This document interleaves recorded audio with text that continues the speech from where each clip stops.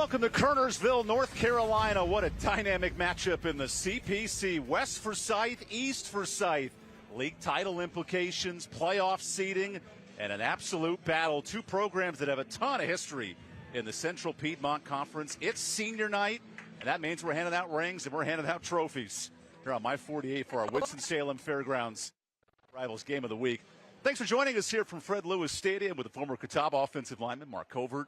I'm Evan Budrovich. East Forsyth's had the better of West the last 3 years in this rivalry. What makes this matchup so unique? Well, this year it's going to be the dynamic matchups that each team presents. You have a passing attack here at East that's led by the best quarterback in the state. That's Bryce Baker. Phenomenal athlete, great throw over the football. But he's going to have to, and this offense and this defense, this entire East Forsyth team has to match the physicality that West Forsyth is going to bring. The Titans coming here with intentions to come out of here with a tie for that conference title tonight. Great one here in Week 10. Not only a battle for the league title, but a unique rivalry between these programs, and Hannah Brady explains more.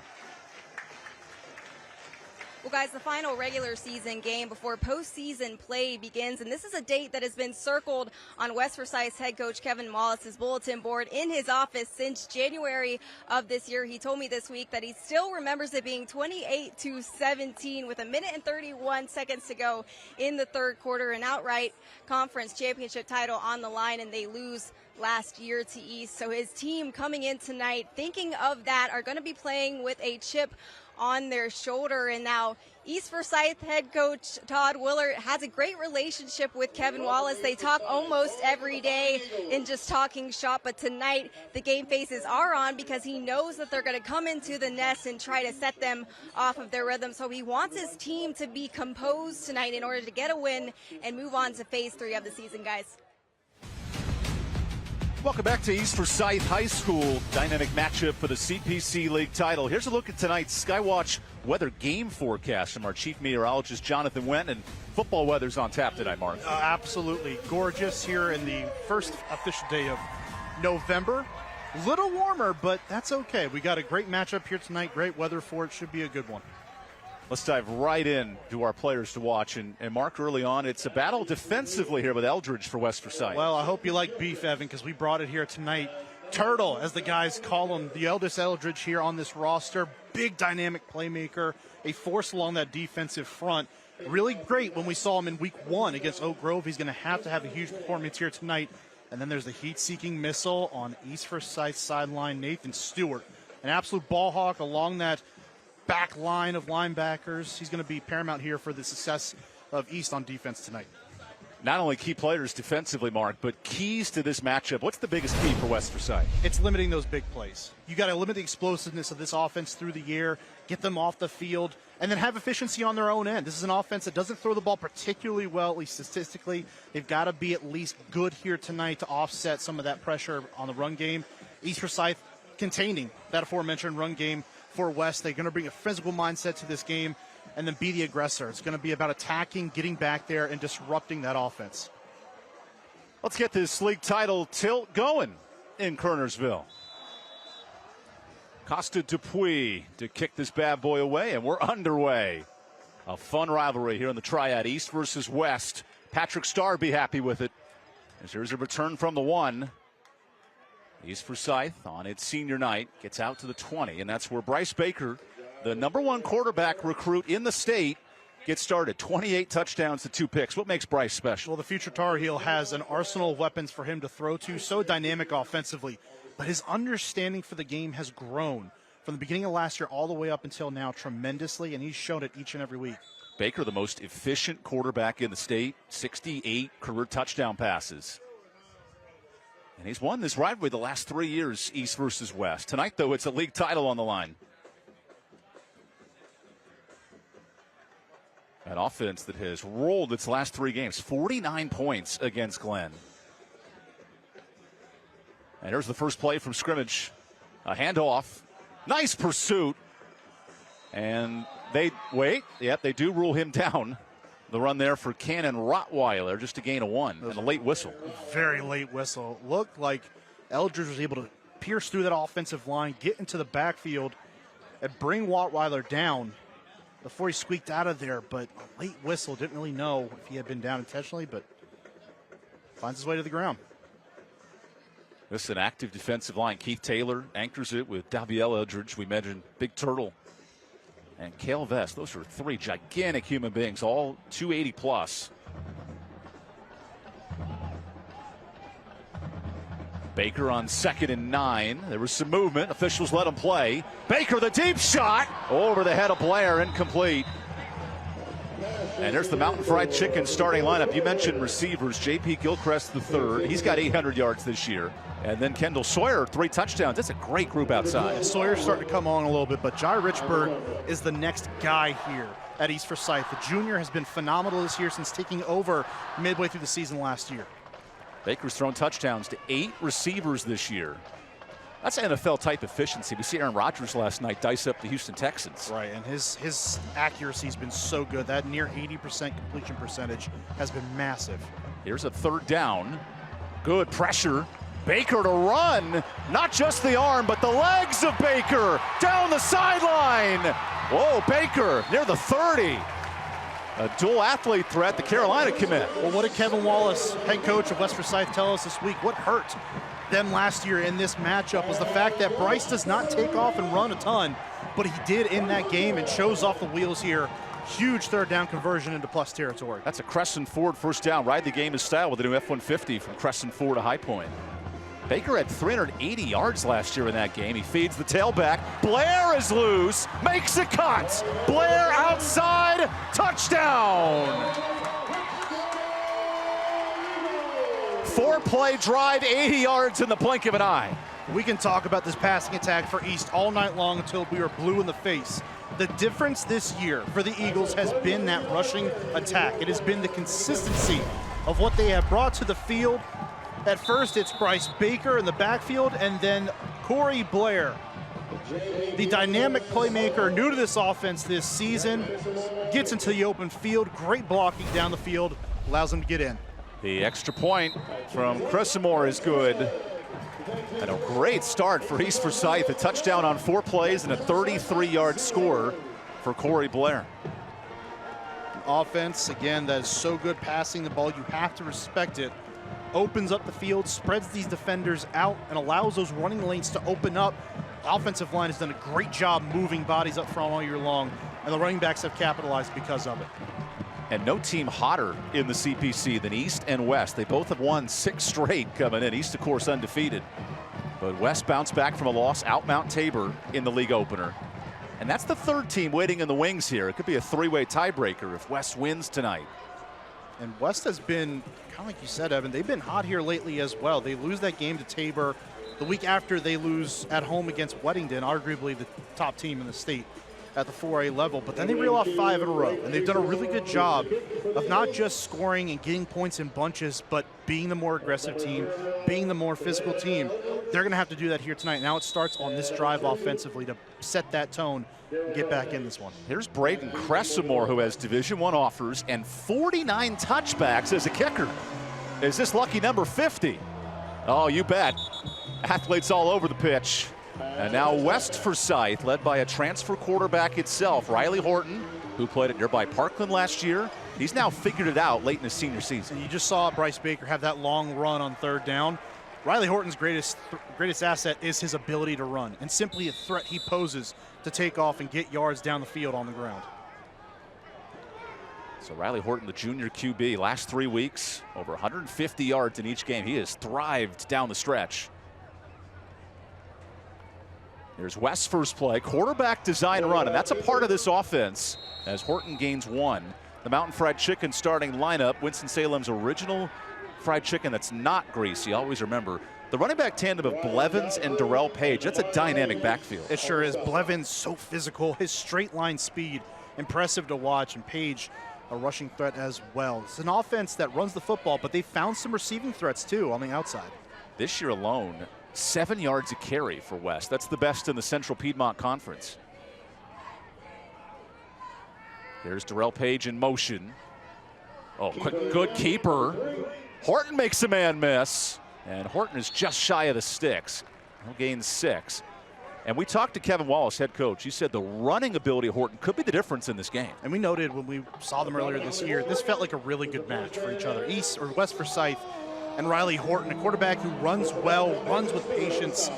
Very good for this offense. The anchors of this Mountain Fried Chicken defense, Brian Godfrey with double-digit sacks, and Nathan Stewart, the all-conference linebacker. Good players at both levels. Horton faces a 3rd and 2. The question is here, do they put the ball in the air or do they stick to the ground? Sets a tone here early on depending on what they do here. Horton runs it, and he's tripped up. Horton short of the sticks. And the first man in, Keymore Pouncey, the senior D lineman. Well, you got to think, trying to feel each other out here a little bit, you got to think that East is going to try to bring a little more pressure. They're going to have more intention with trying to stop this ground game of West tonight because they know that's what they do and that's how they get everything going offensively. They do it here. All that pressure up front, the bodies around the line of scrimmage. Riley just does not get down the field because there are too many Eagles in the area, and they bring him to a stop. That's 4 runs for Horton on this first series. He's held in check. And the punter, Max Williamson, who has a 50-yard boot this year, but no men back for East. Williamson, the rugby-style kick. Does earn some field position, dropping down at the 32-yard line. Eagles will take over at the 31. Well, you couldn't beat the opening drive if you're Bryce Baker. Find a man in Blair and let him go to work. It's just so unusual. You see him miss a pass straight over the middle on realistically an open receiver down the pipe and just missed him over the top with Blair. Makes up for it for a long 3rd down run, and then Blair finishes the drive off on the ground himself in the very next play. Bryce Baker celebrating his senior night with over 70 career touchdowns through the air and on the ground. Quick toss, pump fake, and he's brought down. Good sack. Keith Taylor, the junior D lineman, is 5th of the year. Good pursuit, good discipline by Taylor on top of that. Defense did not bite. Gets him up in the air for a second, try to knock that screen pass down. Baker decides to eat it. Taylor's the beneficiary of it. And D coordinator Will Billingsley noted this week, eye discipline when you play quarterback. How does that matter on a D line? Well, you got to watch what he's doing, right? See where the quarterback's eyes are, and they move you to him. Now, that's where the next step in Bryce Baker's development comes. Making those second-level plays. Here's play action. Baker with more pressure, and he gets it off. It's picked! Interception, Horton going the other way. Pick 6, West Forsyth. Keith Taylor, how do you do? Are you kidding me? The mistake by Bryce Baker, not just eating the sack there, but still trying to make a play, get out to Rottweiler. And Keith Taylor gets a sack on one play and then a behind-the-helmet catch. The interception and the wherewithal to get it back down the field. What a turn of events and a defensive masterpiece in 2 plays by Keith Taylor. House call for Taylor, and the first defensive touchdown of the year for West. No better time like the present, and it's blocked. That's a dead ball in high school, unfortunately for East. And it keeps it a 1-point game. Hey, how about this start to the first quarter? Keith Taylor, meet Bryce Baker. Advantage Taylor. We'll step aside. Fun first quarter resumes when we come back to Kernersville, North Carolina. Stream live on our YouTube and Facebook pages. Novant Health helping us out. Best physicians, amazing nurses, remarkable care at Novant Health. And that road stand West, they've lost 3 straight in the series, but what a turn with the pick 6. Just unbelievable. Keith Taylor's had himself a night in 2 plays. Back-to-back, gets a sack on Bryce Baker and then capitalizes on an ill-advised escape throw, just trying to get out to his running back by Baker. Reaches behind the running back's helmet, snares it, and runs it all the way back. One of the better high school plays you're going to see across the country. Unreal. Keith Taylor joining the party, and now Dupuis sends it away. Here's Jai Richburg working that sideline. Richburg turns around, beats a man, breaks a tackle. Richburg still moving into West territory, but there is a flag, and let's see. This might be coming back, Mark. Richburg just trying to get through the traffic in the middle of the field, breaks back outside. Here's Marcus Elliott, our lead ref tonight.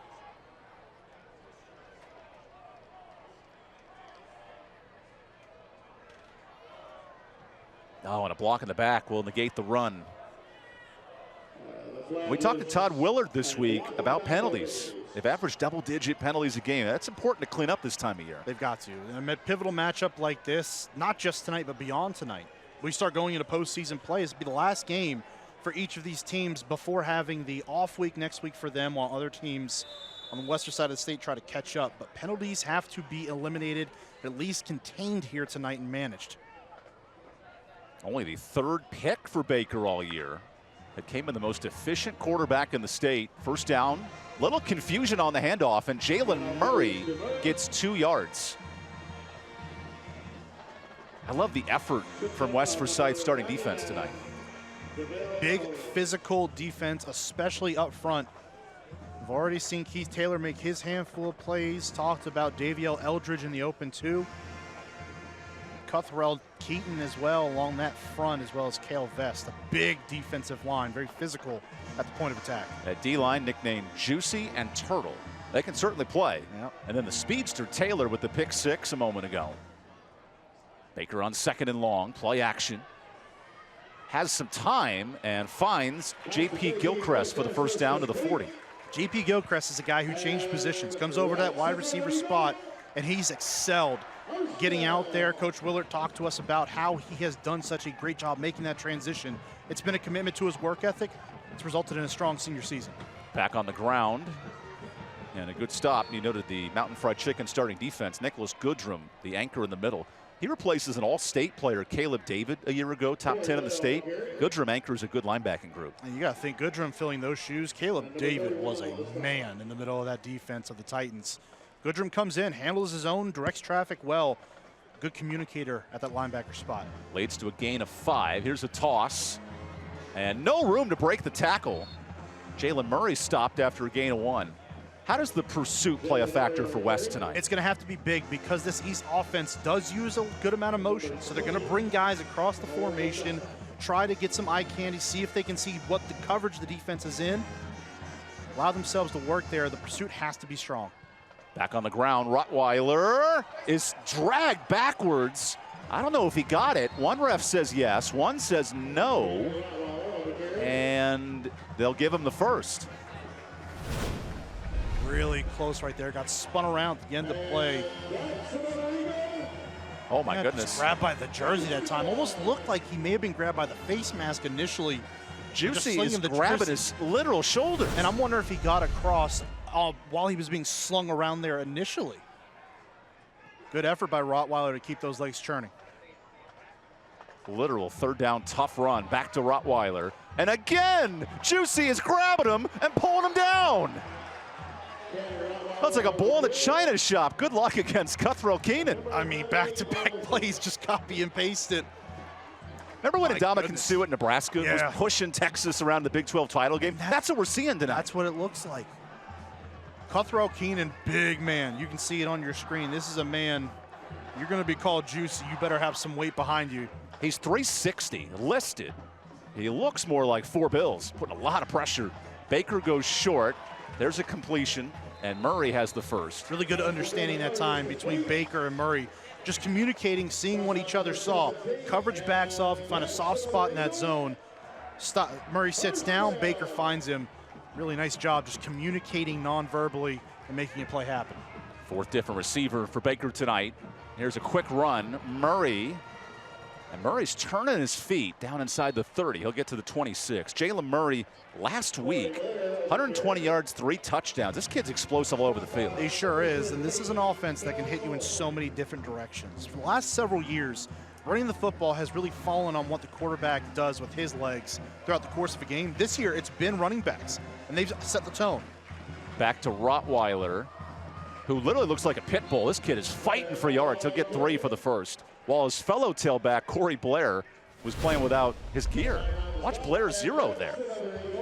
Just going through, trying to get a block somewhere in there. But Rottweiler, not a big guy. Even when you're on the field and you see it on your TV, not a dude who's physically imposing, but he runs the ball hard and he runs it with intention. 7th play of the drive for East. Baker working with his OC, Ron Horton, who's the former Parkland head coach. Now 10 years running this East offense, and we got a whistle and a timeout. So West will talk things over. We'll take the timeout here. When we come back, the top-rated quarterback in the state facing a red zone opportunity. We'll step aside for our My 48 game of the week when we return.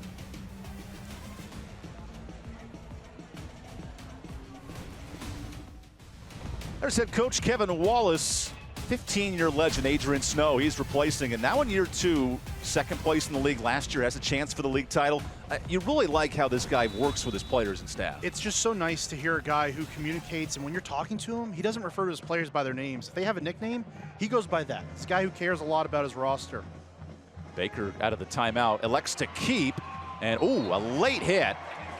Oh, hold on, no personal foul there on the tackle from DBL Eldridge. A little bit of gray area there. You know, in the college game, that's a 15-yard penalty. Right, and they're usually pretty sharp to call that one. Okay, no helmet to helmet. Right, no helmet to helmet, and really right there, you're looking at Eldridge.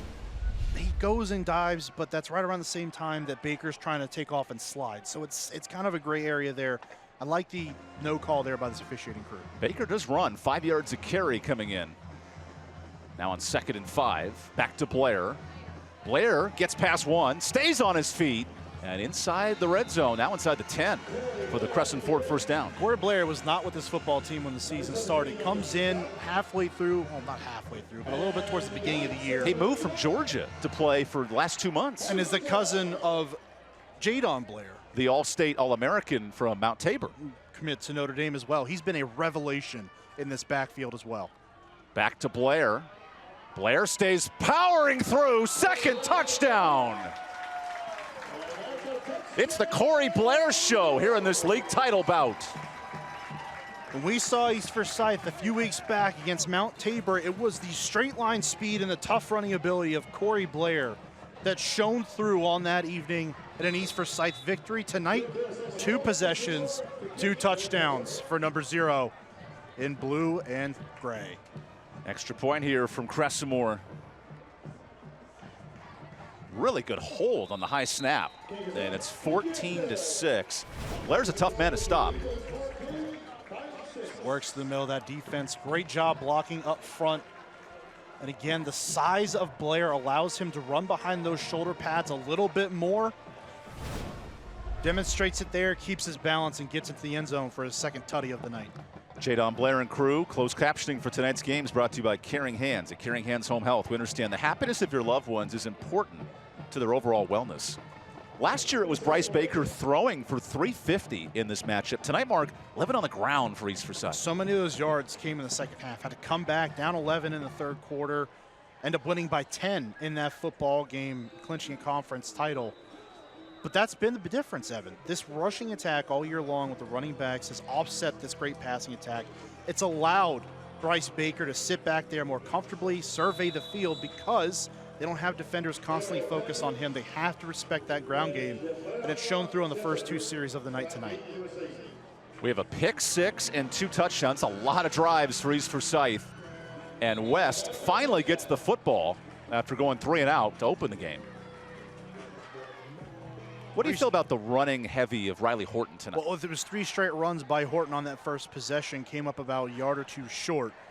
So where's the other rushing attack come into play? It falls on C.J. Blevins, number 10, guy who has great straight line speed, very tough runner. You and I talk a lot about Cayman Chaplin being here before. Cool. Reminds us a lot of what he brought to the table too. Chaplin was a 3,000-yard rusher at West. And Blevins is going to have to be close to that skill set and that skill level here tonight. Here's Blevins next to his quarterback, Horton. Here's a deep shot, 1v1. Hunter Cruz has it. This kid is electric downfield, 30 yards a catch. What did Kevin Wallace tell us about the passing and how it's progressed for Riley Horton? Standing back there in the pocket, understanding his landmarks and matchups. You get a one-on-one on the outside with your best receiver. And boy, he's a cruise missile down the sideline, getting down there. Hunter Cruz, a big play threat waiting to happen. 25 catches for Cruz. He'll average 30 yards a grab. That's explosive. Horton into East territory, rolls out. Quarterback design bootleg, and there's Page. Nice cut, and Darrell Page gets 18 yards.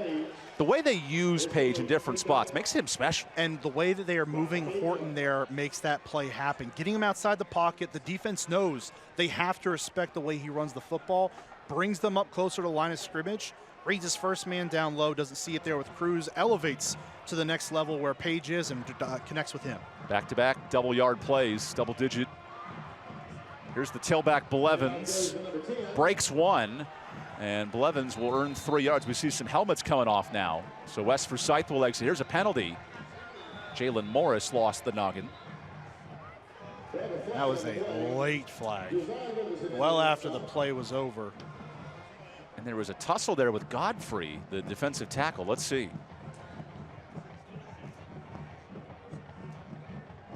Heated rivalry. Oh, and it's on East, pulling that helmet mark, which you can't give away 15 free yards. When you're going up against a guy like C.J. Blevins, you got to do everything in your power to bring him down. Sometimes that means taking those 15. But when you got a strong runner, you saw Blevins moving those legs, just churning out yards after contact. You've got to bring him down, and it's more than likely never going to be just one guy. You got to get multiple defenders to where number 10 in white and yellow is. 2 penalties, 50 yards as we enter the Cook Reynolds red zone. Horton finds Page. Good hole. Down to the 7. And a nice run on first down. Number 10 on the carry. Brought down by Nathan Stewart. This rushing attack starting to get it going now, but those passing yards at the beginning of this drive have opened that up. The defense has to back up a little bit. It allows this offensive line to go to work. Big on big. Bob, as you hear the acronym. They're moving bodies right now. Horton 50 yards passing, 10 yards rushing. He's led the show on this drive. Cruz one-on-one on the bottom of your screen. 2nd and 2. Play action. Horton, end zone, incomplete. Through the hands of Jalen Moore, and they had him. It's a guy who's got 4 touchdowns this year. 23 catches coming into this game, so he is not an unknown commodity within this offense. Horton puts that ball right where it's got to be. Good poise. Oh, sliding over. I mean, that is perfect. You've got to catch that football. And they say at the young level that ground can dislodge the football. That might have cost more there. Those are the plays as East or West Forsyth in this game that you have to make against such a talented team at home against East Forsyth. Here's a 3rd and goal. Keeper, he's short. It wasn't goal, my apologies. So there's the first down. It's 1st and goal coming up. Go back to your bread and butter, just running at the point of attack. Horton, a no-nonsense run that time, reads the defense, sees where his offensive line's gotten pushed, sticks his nose in there. Horton, another QB run. He's hit hard and short. Kenyon Smith got there first, and the ball comes out. There's a Marion Hayes, the UNC signee. Looks like they rule him down just inside the 2. Hayes, a big body within that defensive front. Already talked about Keenan on the other side. Hayes, the same enforcer up front, takes a couple blockers to get him out of the picture. That's a mean 350. They're going to need him, especially down here in these goal-to-go situations, a run-heavy offense. He's got to be strong at the point of attack and allow the other defenders around him to eat up the rest of those blocks and bring down ball carriers. So we go to the 2nd quarter here in Kernersville. 2nd and goal coming up when we return. Can Riley Horton punch this bad boy in? We'll find out after this timeout. East versus West. It's a running show so far on My 48.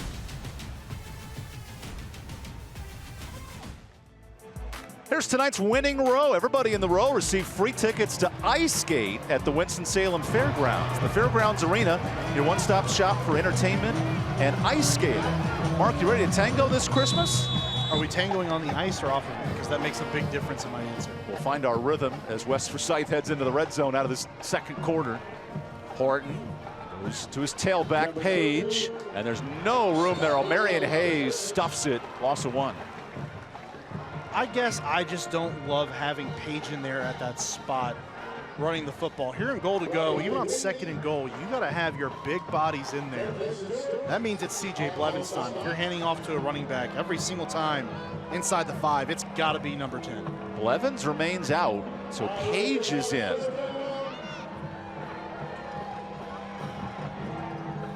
A pick six has been the offense for West Forsyth. First sustained drive. Gotta look to pass here. This defense has to be ready. 3rd and goal. Horton rolls. Fires. Incomplete. But we do have a flag. That was in the end zone, so let's see. It's right around the center of the formation, too. I can't imagine it was an ineligible man down the field. All the linemen looked like they were back. Marcus Elliott decrypting this call.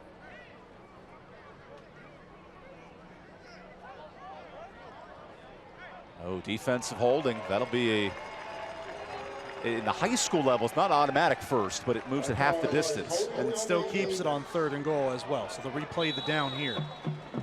Does that change the mindset here if you're West? I think so. And now especially with C.J. Blevins back in the game next to Riley Horton in the backfield, look for him to take this rock and push his way in. 3rd and goal.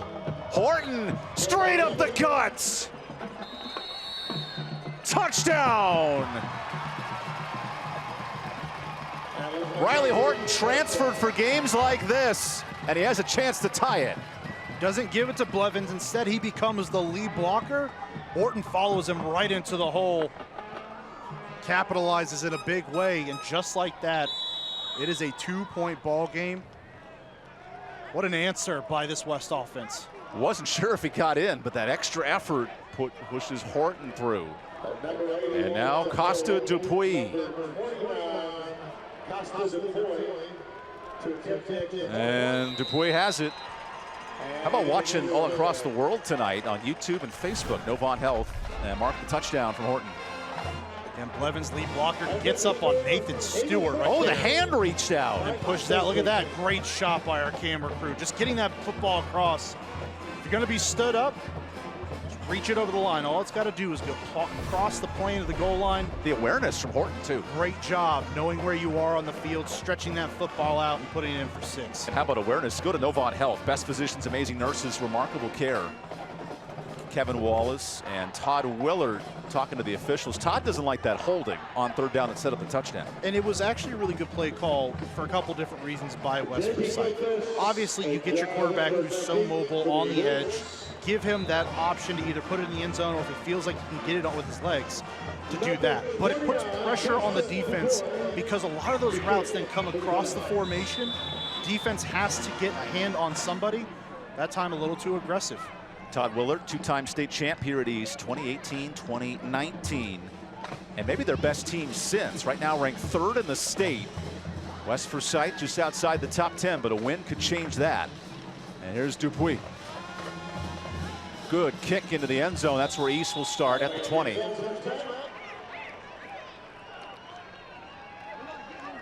For East Forsyth, they get the win tonight, the outright league title, and that 3rd seed in the state with Weddington and Grimsley. What an important week for the East Forsyth Eagles. Well, it's huge for them and huge on the other side as well. Neither one of these teams realistically has to worry about not hosting a home playoff game around 1. But for West right now, you have the possibility, you come out of here with a win, maybe you have a home game week 2, maybe even week 3 at that point. Big stakes here tonight in Kernersville. And the #1 quarterback in the state goes to work. Only his 3rd pick of the year back in the 1st, but here he is audibling the play. Baker pointing out the blitz. He's seen a future college star. Little play action. Baker deep shot. Nice catch. And a 1st down to J.P. Gilchrist. For more on Bryce Baker, how about Hannah Brady? Well, guys, we talk about Bryce Baker being a dual sport athlete, and we've seen him using his speed. He scored over 1,000 career points for the Eagles men's basketball team, and it's having that extra background that he feels like helps set him apart from other players. He says he feels like he's more elusive and is in better condition to be more dynamic under pressure. Graduating in December, he won't be playing basketball this season as he'll be heading to UNC Chapel Hill in the spring, guys. So there's a completion. Moving it forward, we'll check on Hannah's mic with Jalen Murray there to move the chains. Good plays back to back. Turns out you guys heard her. We just didn't, so my apologies. Everyone else heard her. I know your hit was special, Hannah. I believe you. Good anticipation. Oh, we have a man down now. Arrington Key is on the turf. Oh, hold on a second here. Looks like Key may need some help from the training staff. Mike Pennington, the athletic director, with his athletic training staff, with Lindsay and crew leading the way. Yep. But those last two throws, Evan, talked about pointing out protection, figuring out where the blitz was coming from along that West Forsyth defense, and then making not just accurate throws, but those timing throws down the field. 2 plays ago, hits Gilchrist along that far sideline. By the time that football was in the air, Gilchrist wasn't even out of his break fully yet. So that's just anticipating where he's going to be at. Excellent job. And a swing pass, just nice and easy completion out on the edge. And it looked like he may have taken a cleat to the midsection. Oh, that's a story you'll tell your kids about, that's for sure. Yeah. Let's hope Arlington Key's okay. A little deep breath. He's back on his feet.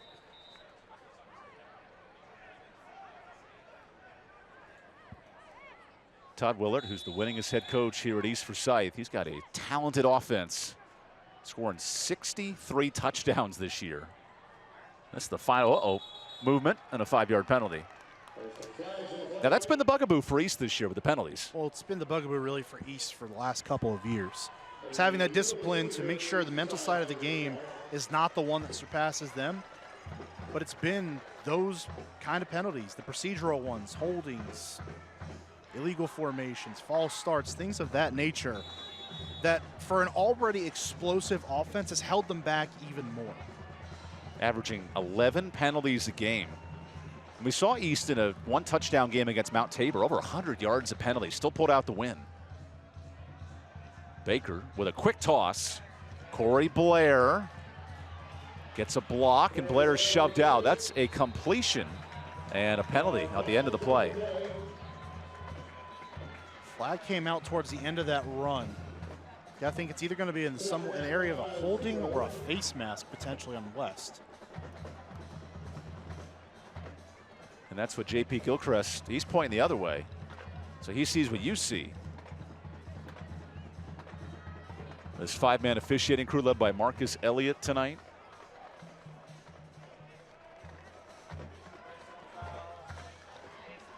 There's the face mask you talked about. Just by the timing when that flag was thrown, it just seemed like that was the case. Blair gets on the edge.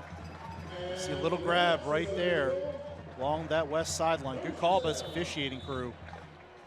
Blair took a little bit of a lick there on the end as well. That's Vanderlei Baldwin on the face mask. Back to Blair, who's held up on first down. Good stop by Cale Vest and company. What a job up front, though, so far for this Eagles offense. This offensive line is opening holes against a defense that's big, physical. Not just opening holes, opening laces. Yeah, knocking shoes off of people. Wrong guy. And there's Blair getting his kicks back on. Yep, guess he's got to come out for a play. Started wondering, I didn't know that John Cena played for East Forsyth. No shoes, no problem. We've actually seen on my 48 a touchdown without a shoe this year from Mount Tabor. We have. All comes full circle. Against East Forsyth at that. How about the next level ability? Baker continues to audible plays, making things happen. Here's a play action. Baker goes short, finds Murray. Murray has the first down. And that's what makes Bryce Baker special. He can read the defense. He sure can. Just getting out there, those easy throws, but it's the adjustments, Evan, that you noted at the line of scrimmage before the play. That communication means everything. And if you can get everyone on the same page offensively, it does wonders for how you can move the football when you have that second level understanding. Bryce Baker now to the sideline. How about this? Baker out, Jalen Murray in at quarterback. Murray, who was the Wildcat quarterback coming into the week. Let's see how they utilize him here. Murray stretches outside, finds a hole. Murray bangs into one and gets 9 yards.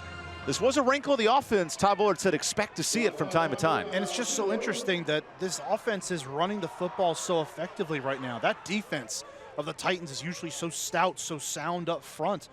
This offensive line, this offensive front, they're doing an excellent job getting bodies off the line. Back to Murray. Nowhere to go And Murray's dragged down by Chance McMillan, our starting linebacker. And that's what you want if you are West Forsyth. You see how the hole kind of opened up, but as soon as it did, there were 2 to 3 defenders just sitting there waiting. They do rule it a first down, so it's 1st and goal. That's where you want to be, though, defensively. If you can have those big bodies up front, occupy space, and let your linebackers and DBs come down and make plays, that's how this defense operates at its best. That's a Riddle tractor first down. And here comes the All-American Bryce Baker.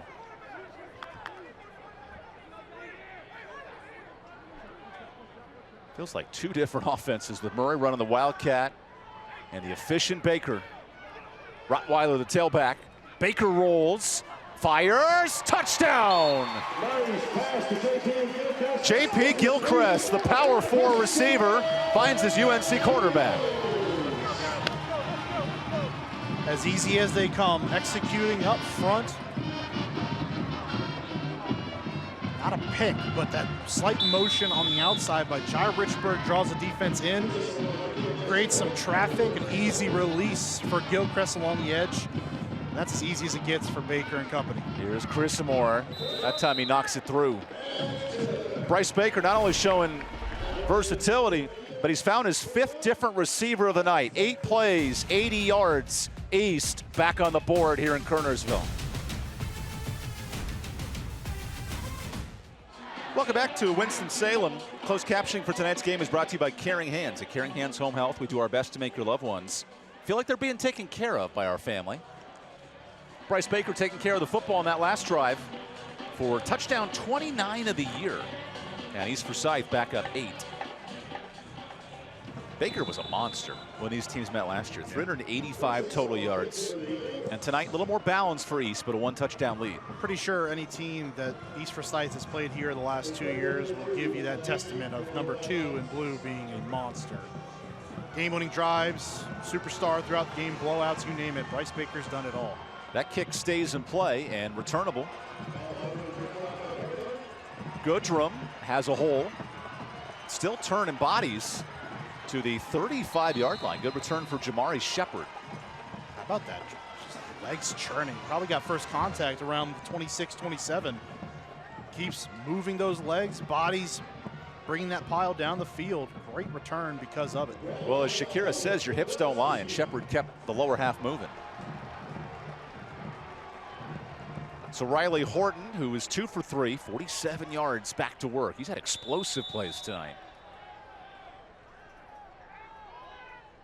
Can they sustain it on offense? Can those big plays in the passing game keep coming? Horton feeds.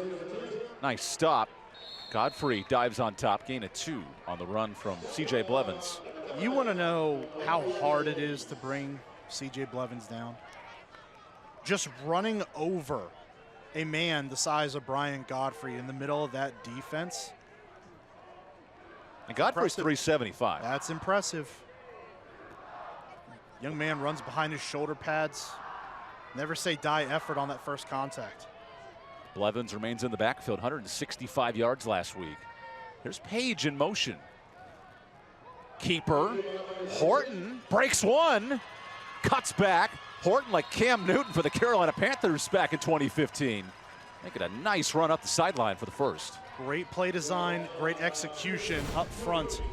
Watch Horton here. That motion from Page freezes the defender on the edge that time. Gets it out along the way. Whitney had to account for Page coming across. Opens up a hole on the left side of that defense. And Horton makes them pay. The power and the size that Horton runs with. This is so much like Cam Newton in the Super Bowl year for the Panthers when he was the MVP. This is dominant running for Horton. Now a first down at midfield. Little play action. Combine the run with the arm strength. Horton deep. And a flag. Hunter Cruz draws the PI. Already seen one deep shot and completion. Hunter Cruz here tonight. He's one-on-one. He has burners. He can get down the field in a hurry.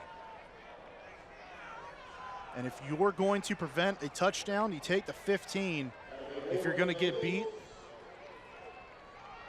not a bad idea. At the high school level, you're right. Not a spot foul, but just a 15-yarder. It's the 15-yarder. Horton understanding the landmarks. You see one-on-one with your best guy on the outside, you got to give him a chance. And the ball was uncatchable there to some because he was being held back. Good execution again by West Forsyth. Hunter Cruz, who last year was the JV starting receiver, didn't get a lick of varsity time. Now he's the second-ranked receiver in the CPC behind Gilchrist. You got to think Jai Richburg is on that offense as well, another stud. Snook Peterkin over at Mount Tabor. Yep. Back on the ground. And look how hard Blevins is running, but he's got nowhere to go. Eaten up like an Uncrustables by Godfrey and Hayes. 5 different defenders. Did you see in the NFL this week that they polled teams eating Uncrustables, and the Broncos would average like $750 a week. $750 a week for their football team. Unbelievable. They're $751. That might be 750 pounds right there in the middle of that, trying to bring down one man, and still was on his feet by the end of the play. Godfrey and Hayes have next level offers. Blevins is a good tailback, but you're right. Good luck getting out of that sandwich. Yeah. You like an Uncrustable? I love anything PB&J. Thanks for joining us here in Kernersville. West back to work offensively. Horton scrambles. Deep shot. Cruz knocked away. Zion Pleasant saved a touchdown. Really nice coverage on the back end of that play. Zion Pleasant putting a blanket over Hunter Cruz. Not able to get the completion there. How about a snuggie? I don't mind a snuggie. Either way, he's covered deep down the field. Pleasant gets that hand up in the air. Great job. Great defensive back play, watching the football in the air, locating it, and getting your mid up to knock it down. Now, if Horton leads Cruz, that's probably a touchdown, though. And that's the next step for Riley Horton, right? It's about finding out if you can get that ball up over the top, a little more air under it, a little more strength. Allow him to run underneath that football. Already saw it once in this drive. Pleasant got beat by Cruz along that west sideline. Timeout, West Forsyth. Well, let's take that timeout. Halfway through this second quarter, West looks to strike back. It's a Compass Bowl here in Kernersville. Stay tuned for the U.S. Army halftime report. This week's Tatum and Atkinson Scholar athletes, interviews with the coaches by Hannah, principals, and much more. The U.S. Army, be all that you can be. And how about this first half? East through the ground, West through the air. Different than what we expected, but it's paying off. Yeah, role reversals, right? Talk about the physical mindset of West Forsyth, the passing attack of East. Well, East has been running the football well, and West has been throwing the football around a little bit, get some yards through the air. Horton, 47 yards passing, faces 3rd and 11. East brings 4. Horton, time, finds a man. Jalen Moore cuts back. Moore is loose. Touchdown, West Forsyth. 3rd and the answer, it's Jalen Moore. That's about as pretty a touchdown pass as you're going to find in the land. The protection up front by the offensive line, holding off all the defenders. Horton has as clean a pocket as he's seen all night. Delivers a strike over the middle, and then it's Moore taking it in, breaking one tackle, and obliterating this defense. Jalen, like Britney Spears, says, gimme, gimme, gimme more. 40 yards on the score. And now a whistle before the extra point. That was her comeback era, not the OG Spears in the 90s. The comeback. Post-shaven head. So you get a couple extra yards here on the penalty. And now offense is coming back out. The big package comes in. Yeah. I was going to ask you when you start playing the math. Well, the penalty puts the ball at the 1 yard line. Playing the game of where's the beef. Arby's. And our friends at Mountain Fried Chicken. Well, not really beef there. So down 2. West was bound to go eventually. They go here on the penalty. Horton has Darrell Page, the tailback. Horton, QB run, he's in, tie game. And the beef package has a saute special. Riley Horton runs it through. There was no one on the right side of that line. A wide open, gaping hole in that defense. Let's talk about this touchdown pass really quick. That protection up front, masterclass. The pass over the middle, masterclass. The play call, masterclass. The broken tackle, running it in, masterclass. And then the 2-pointer, no hesitation by Riley Horton. it's not just Gordon Ramsay and Steph Curry in Masterclass, the app. It's Riley Horton tonight. This is not the West Forsyth of Lori Bates' day. This offense is moving down the field. They are getting points in bunches, yards in bunches, and it's been because of the development of that man right there, Riley Horton. West Forsyth on a 6-game win streak. They get a win tonight, and it's a 3-way tie for the Central Piedmont title. And you know what's fun? The tiebreaker is based on drawing numbers out of a hat. It's literally coming down to luck and circumstance. Jesus, take the wheel. Literally.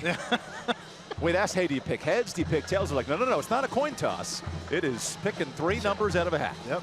Asked him, do you at least get to pick your numbers so you feel good about something? Well, if I'm East, I'm picking 2 for Bryce Baker. And shoot, Wes is going to pick number 3 for Riley Horton. These quarterbacks there we go. right now. And Mount Tabor's got Snook Peterkin, number 1. They're putting on a show at the quarterback spot. Modern day football, eat your heart out. This has been a showdown of gunslingers here so far. 21 a pop and a low kick. Wicked bounce. Here's Blair. Or pardon me, Gilchrist breaks 1. Gilchrist still moving. And he gets to midfield. Nice return for East Forsyth. It always kind of feels like East Forsyth is really good on that kickoff return unit, aren't they? Always get great returns, great field position, helps out this offense tremendously with scoring all those points that they do. We'll give credit to James Studevant, the associate head coach and special teams coach. A decade here at East. Man, oh man. Mr. Efficient, Bryce Baker, 7 of 9, but a pick 6. Mixed in with a touchdown pass on his senior night. East will have a home playoff game, but the final regular season game for Baker, who's made multiple audibles today pre-snap. Play action. Baker slides up, moves out. There's a hold. Baker goes short. Gilchrist, hold on a second, cuts it back. Gilchrist inside the 20. Gilchrist touchdown. Now let's see if that holding stands. That's going to be coming back. Oh, now the students figured it out. That one's going to be coming back. We got some surrender cobras in the student section. What do you got for us, Marcus? Yep, that call will stand.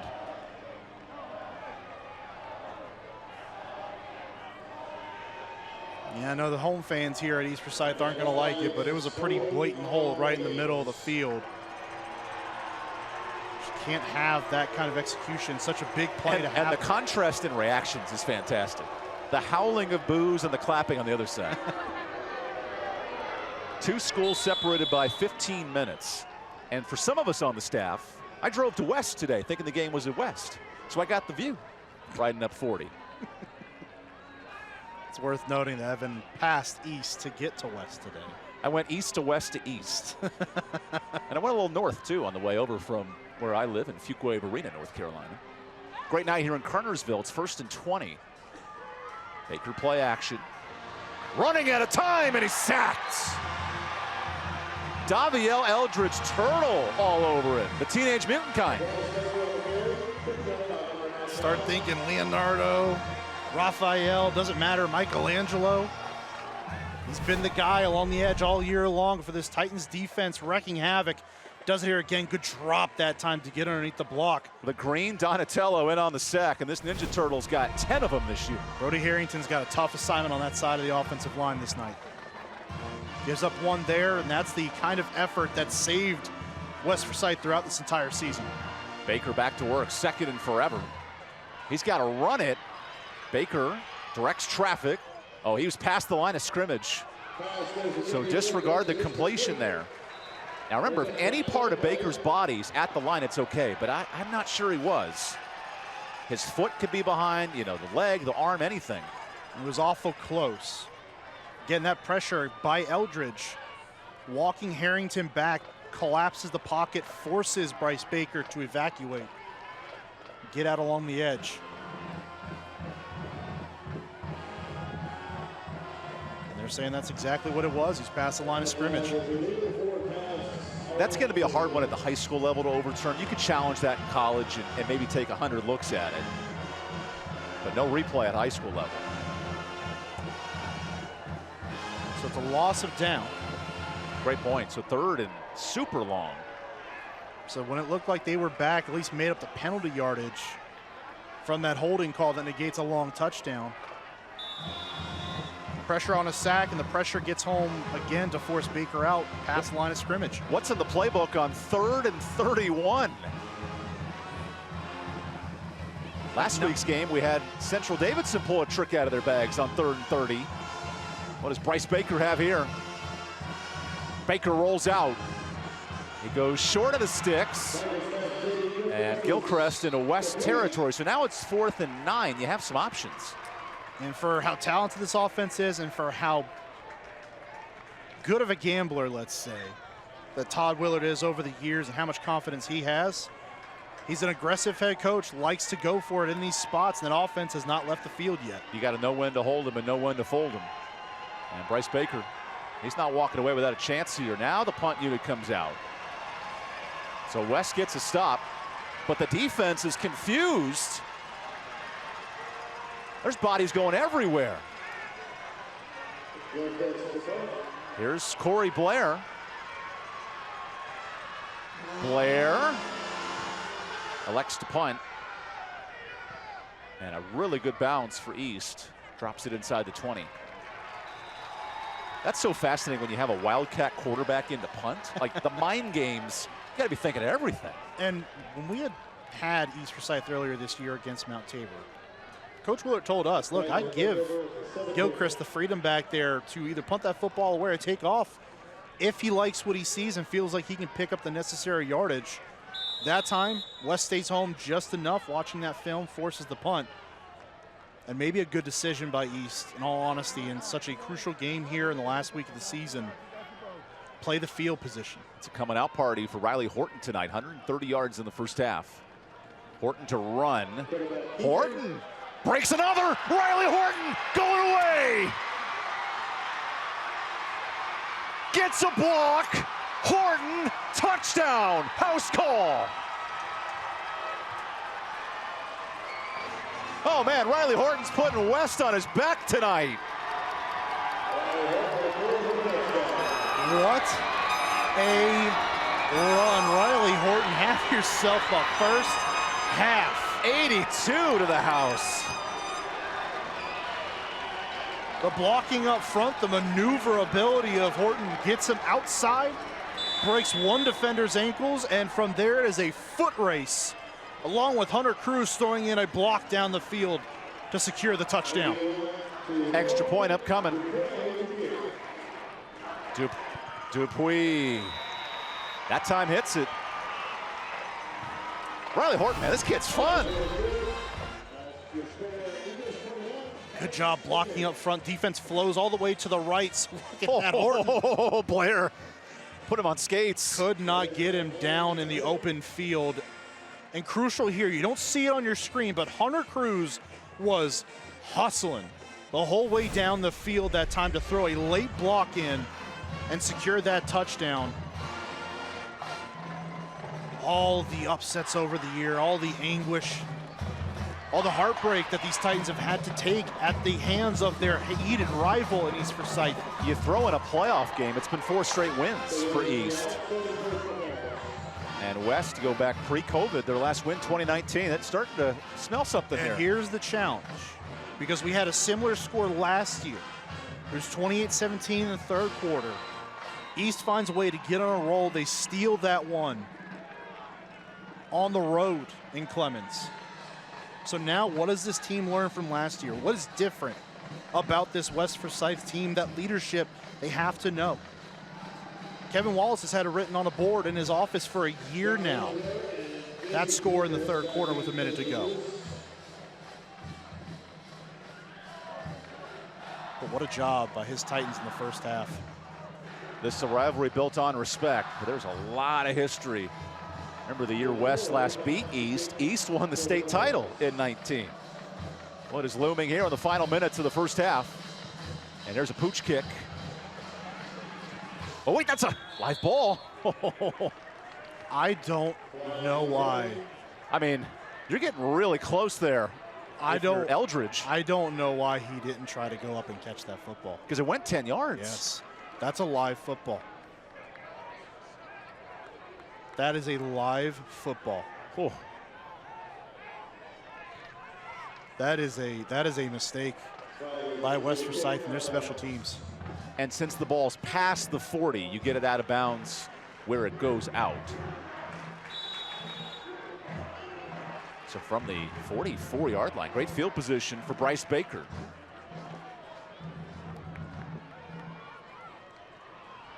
Nowhere to go and a stop. Again, it's Eldridge, who's one of 10 Eldridge siblings.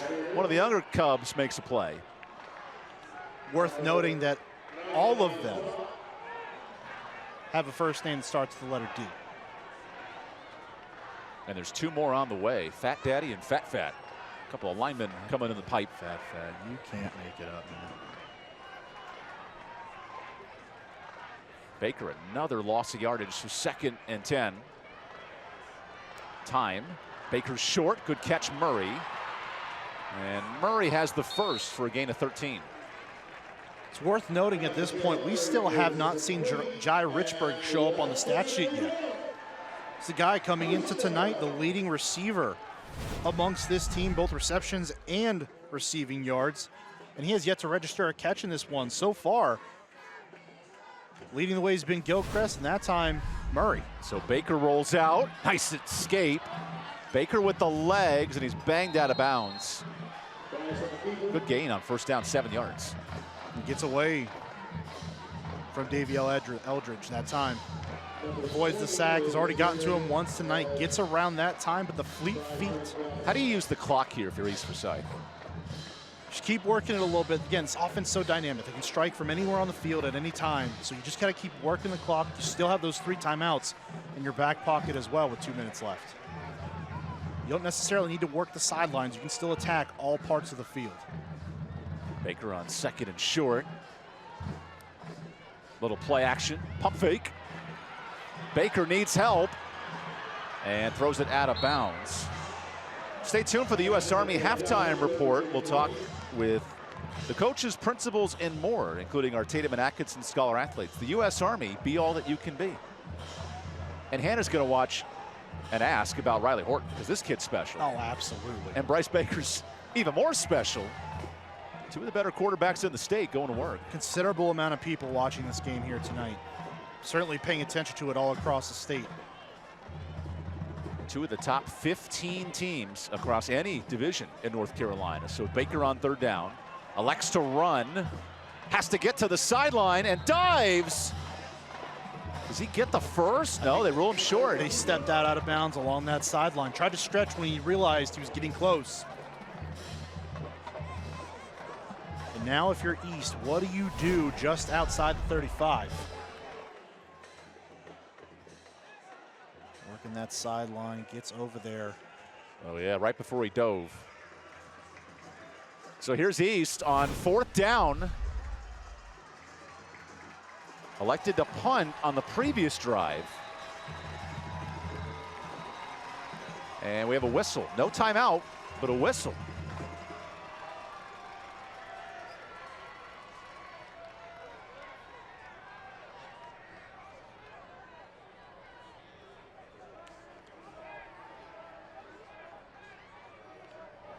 Oh, so we're resetting the clock because of stepping out of bounds.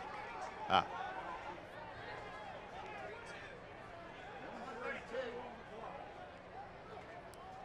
And the world travels by carrier pigeon. We make it up to the press box to update the clock. No microphones for our officials tonight, so we apologize. Even in the year 2024, nothing like word of mouth. East electing to go for it. Baker changing the play before the snap. Play clock to 8. What can Baker dial up here? 4th and 3. Timeout, Kevin Wallace. And he cut that real tight. little bit of gamesmanship going on between Kevin Wallace and Bryce Baker that time. Seeing how that audible was going, wanting to know, hear a call, potentially letting it run all the way to the wire and then calling a timeout right before the snap. And Baker's ability to dissect the defense and change the play, that's a coach on the field, and it makes it so hard for a defensive coordinator. And that's the difference between what we've seen out of Bryce Baker last year and what we've seen out of Bryce Baker this year. It's been that next level understanding of the game. Okay, you can throw the football, you can get it to your receivers, you're really great at that, you're accurate, the whole 9 yards, right? What's the next step at that point? It's understanding everything outside of just throwing the football. How do you run an offense? How do you keep your composure? How do you get your guys in the right spots? How do you confuse the defense? Work them pre-snap, post-snap. Those are the next level things as he goes along, even through the rest of this season. And along the way in his collegiate career starting at UNC, that are going to impact him going forward in a big way. And for East Forsyth quarterback Bryce Baker, Jacob Criswell, the quarterback at UNC, he's had a tough freshman year. There's not to say he could come right in and press Mac Brown and be the starter next year for Carolina and follow some huge footprints. Drake May, Mitch Trubisky, you name it. And here's the next generation of Bryce Baker. Back on the field here, 4th and 3.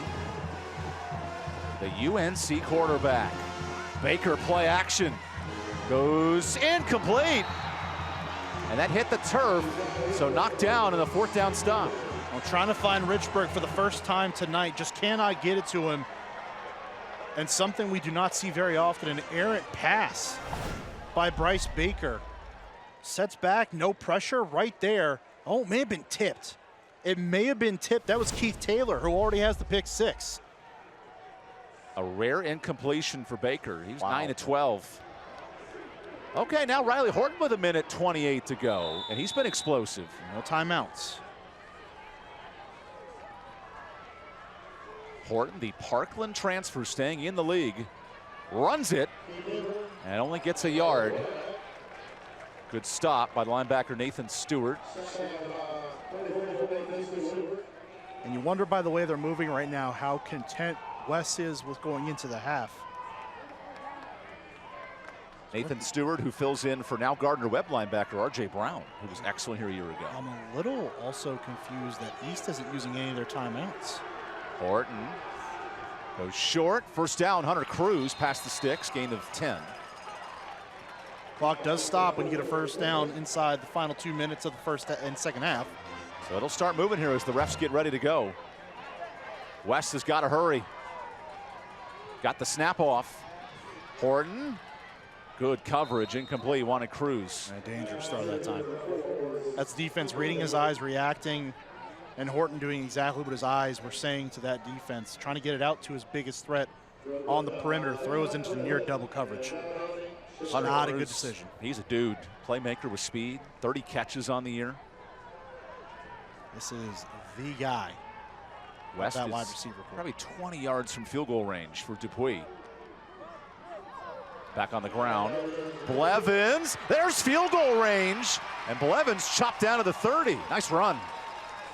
Horton trying to get those guys back up to the line of scrimmage. Either to spike the ball or run the play, but an explosive run gets him inside field goal territory potentially. What a job by the offensive line, and Blevins following his lead blockers down the field. Back to Horton, and a whistle. Oh, a false start.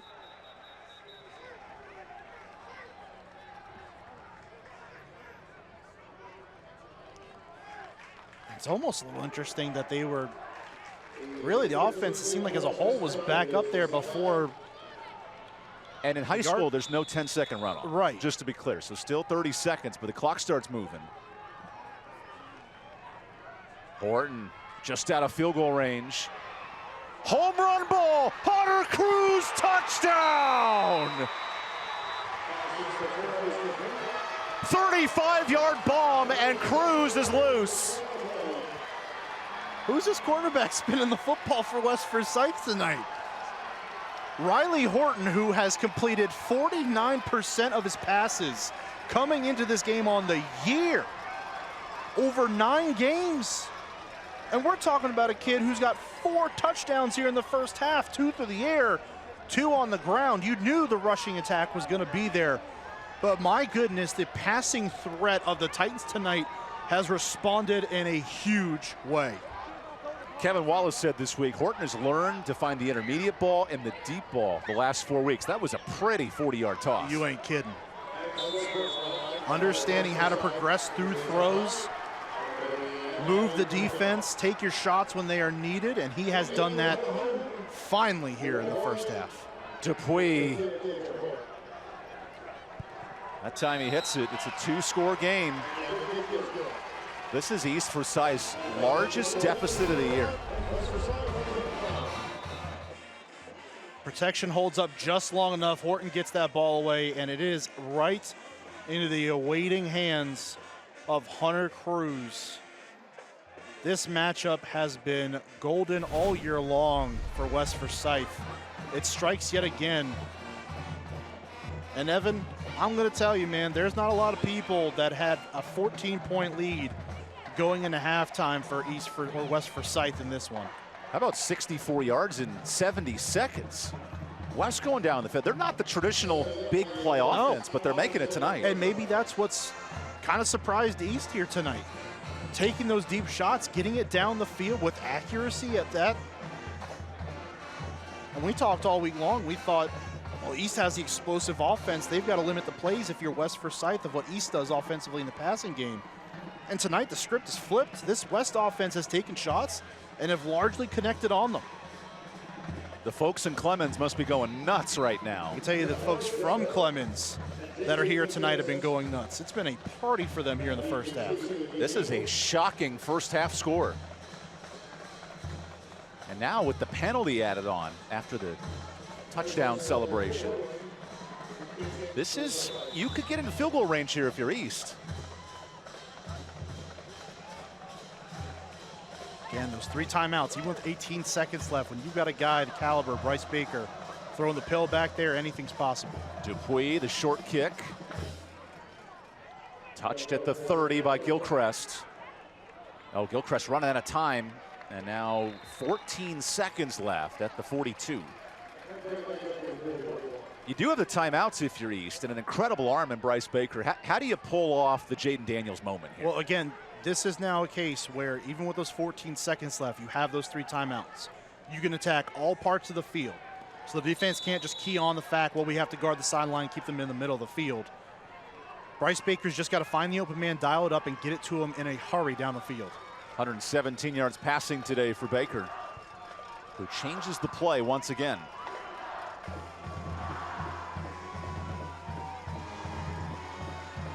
Look at Baker, literally directing everything.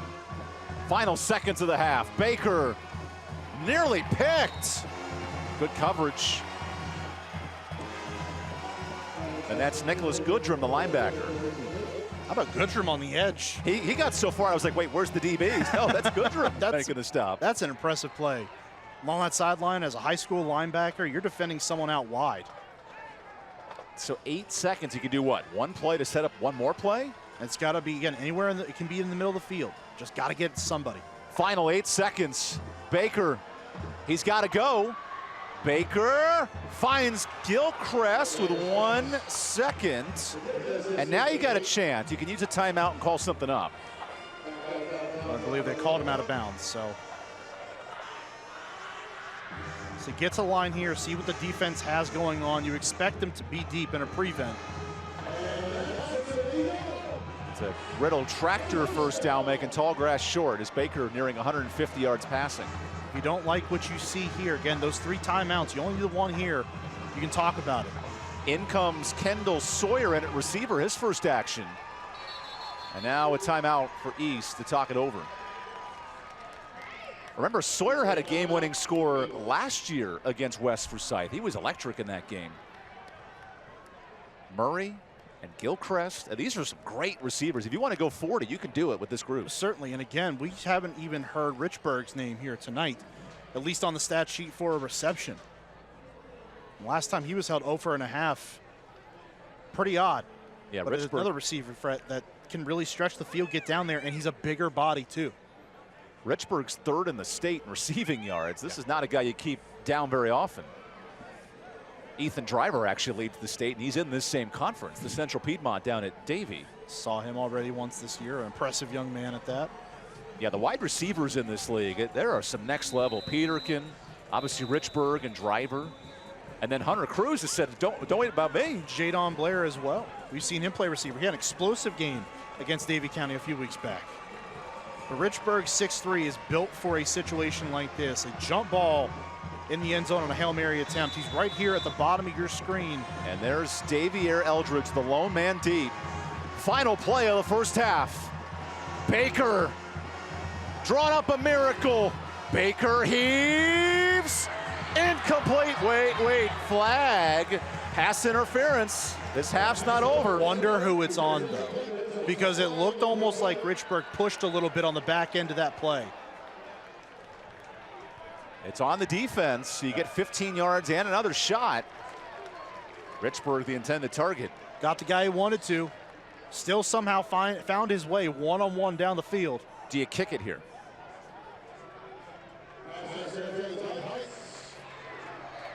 Tough call. And even at the high school level, even when you have great kickers, a longer field goal attempt, I think with an offense as good as this one, you're down 14. You start scoring some touchdowns here. I think you keep that offense on the field. And Bryce Baker keeping himself in there. What a quarterback battle. Riley Horton 4 scores. Bryce Baker 2 scores. Again, Richburg at the bottom of your screen. Murray, Sawyer, Gilchrist at the top. West sends 3 into the end zone. One last chance. This is an untimed down. Baker needing help. Gets outside. Baker fires. Incomplete. Sawyer nearly had it, and we go to halftime. I'm not sure what happened in the middle of that offensive line, but Cale Vest came running straight down the field at Bryce Baker, untouched.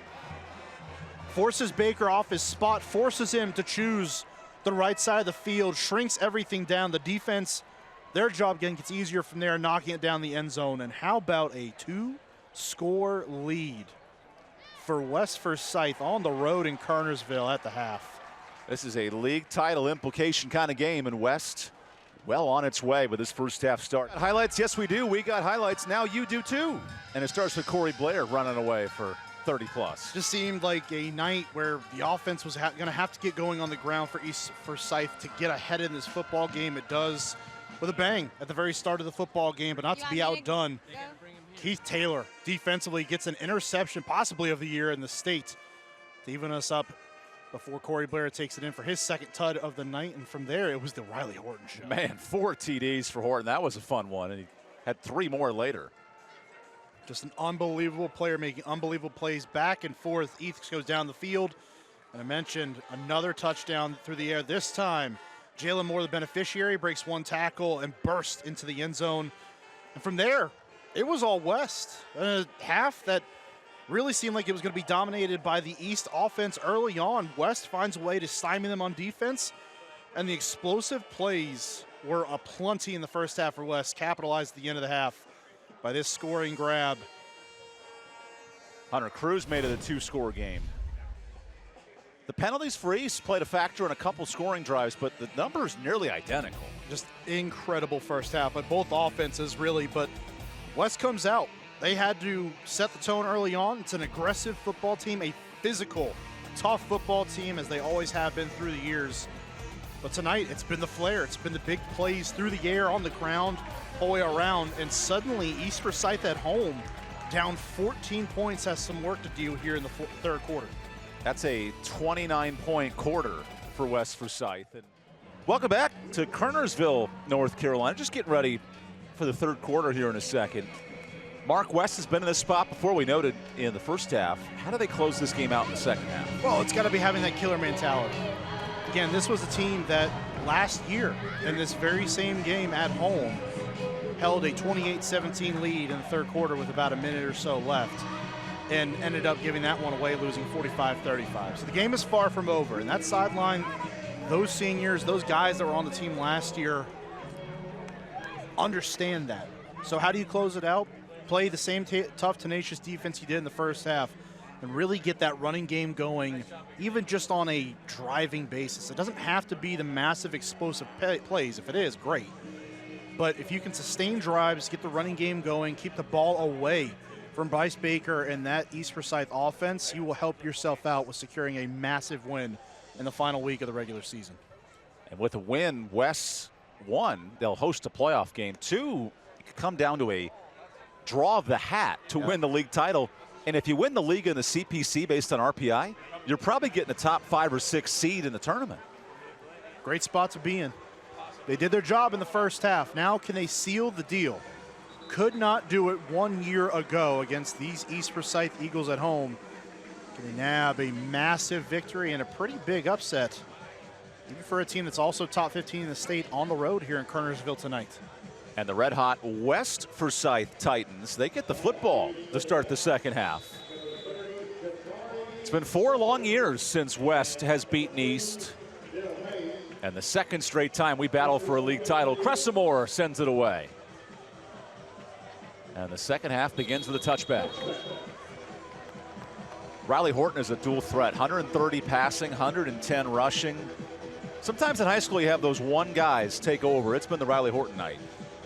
Incredible night. And a guy that has gotten better over the year, but especially here in the last couple weeks, has caught fire. And tonight, first half, 4 touchdowns, 2 on the ground. Not surprising.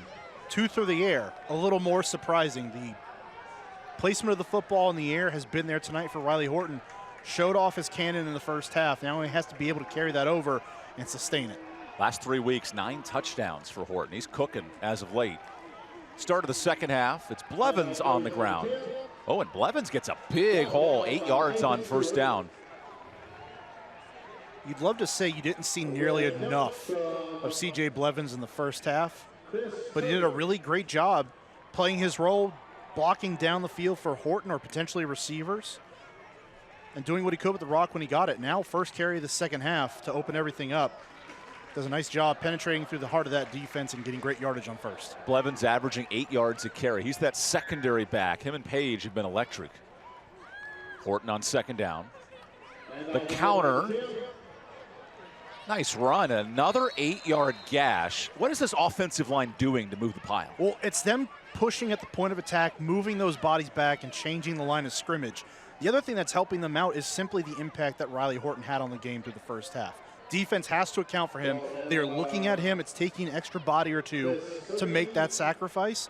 And right now, C.J. Blevins is eating in the middle of that defense and getting it done. And Blevins came in averaging 8 yards a carry. Horton at 13 yards a rush. This is a hard offense to stop on the ground. They're at 300 total yards. If they're going on offense and they're running the football, it's a hard team to beat. Fresh set of downs. Blevins breaks the tackle. Blevins nearing the 50. He'll get the first, gain of 10. And a missed tackle there from Tristan McQueen, the linebacker, who remains down. Nope, Tristan's okay after the Crescent Ford first down. So how about that? 3 runs on 3 plays to open up the first half. All to C.J. Blevins. And that's 2 first downs now. They are moving the ball. And they're running it right at that large defensive front of East Forsyth. When these teams met last year, West ran it for 275, but couldn't stop Bryce Baker. Tonight they've done that. And a 2-score lead for the Titans. It was a heavy dose of Cayman Chaplin a year ago. Hard to stop him on any night, no matter how successful you want to be. And now a delay a game possibly. Yep, that's a 5-yard penalty. Nathan Stewart, you saw him in the middle of your screen, was going nuts. Watch the play clock. Very smart to alert the officials. That's an all-Central Piedmont Conference caliber linebacker, the senior. He's really smart. Very smart. Very football smart. Knows what's going on the field. A guy who sees everything that goes on around him and in front of him. When you're filling the shoes of a guy like R.J. Brown, you've got to be a big, smart, talented, and physical linebacker. It's exactly what Nathan Stewart is. Brown now plays at Gardner-Webb at the FCS level. Here's Stewart anchoring this defense, 80 tackles. Quarterback keeps. Horton gets a block, and Horton pushes his way out. I love the blocking tonight from Jalen Moore and these slot receivers. They're getting it done on the edge, and it's giving guys like Riley Horton an opportunity to excel and get into the open field and use those talented legs of theirs. Great job pulling that football out, reading the defense as they come down to where C.J. Blevins is, pulls the football out, and he was out the gate. So P.J. Dean, a talented 3-star lineman, he's down. And Dean getting help from the athletic training staff.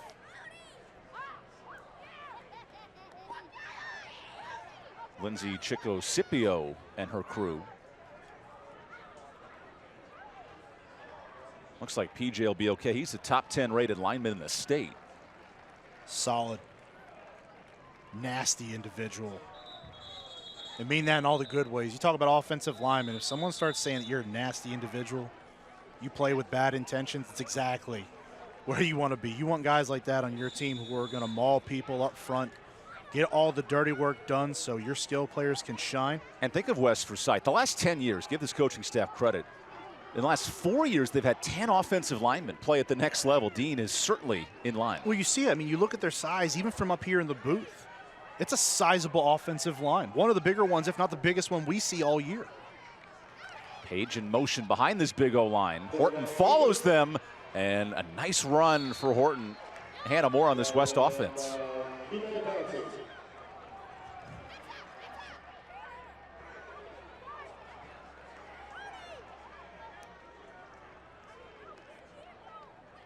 Confidence, not go through the motions and demand more from this offense. And on the sidelines, he's been taking charge, using his voice, and also we're seeing him lead with his legs a little bit here, guys. Yeah, this offensive line is really churning yards, and then Horton's got nearly 250. Great point, Hannah. Now working some clock, Horton. And we have a false start. So had a false start on the last, what do we want to say, down in distance. And you get to a 3-score game, that's a huge number if you're East Forsyth trailing. Well, and it's not just that, but now we're talking about a drive that's already chewed up 3 minutes on the clock here in the second half. And right now, the way that that's going, they're going to get to close to, if they finish this drive, about 6 minutes. That's half the third quarter gone. 1st and 15. Blevins hit hard. Good stop by Chosen Him, my all Piedmont area name. Hallelujah. Chosen Him. That Great is his stop. real name. He was the chosen one on that play. Makes a great stop in the middle of the formation. C.J. Blevins usually so hard to bring down that first contact, but I can't believe I'm about to say this. Him stopped him in his tracks. Sets up another great him. 2nd and 16. If it was 3rd and 16, I could say John 3:16 and tie it all together, but not this time. Geez. 2nd and long. Horton runs it. He's had success here, but nowhere to go. And a flag in there as Robbie Whitney gets the stop. But let's wait on the whistle. Maybe I'm wrong, but I believe that's the first time we've called Robert Whitney's name tonight. This is on West. You could take 3rd and 16, or I guess 2nd and even longer. They'll decline the penalty. I like that there. 3rd down and long instead. Given where they are right now, even for a team that threw the ball as well as they did in the first half, it's not what West wants to do. It's not where they want to be within the grand scheme of things back that far deep. And quite frankly, throughout the course of the season, it's not what they've been built to handle. So now you put them in a position where they don't want to be in, they're not going to be very comfortable. You put the onus on them to pick up a long 3rd down. West 3 of 4 tonight on 3rd. Horton with a blitz. Picked up. Horton breaks away. Backpedals. Oh, Horton do something special. Horton moving. Throws a bomb. Tipped again. Almost caught. Through the hands of the DB, Kenyon Smith. Up and down the ebbs and flows of this game all in one play. Horton breaking out the pursuit defensively by East Forsyth, forces him back inside, but Horton almost Russell Wilson-like goes back out with the spoon move, and then it's a tough tip drill. If Hunter Cruz catches that, that's West Forsyth's kind of night. Yeah, at that point, yes. And the fact East didn't pick that off with 2 different guys. That's 3. 3 defenders were in that area. Here's Max Williamson to punt. Jalen Murray to receive. That was a hope and a prayer kind of throw by Riley Horton. And the clock has expired. For a 5-yard penalty.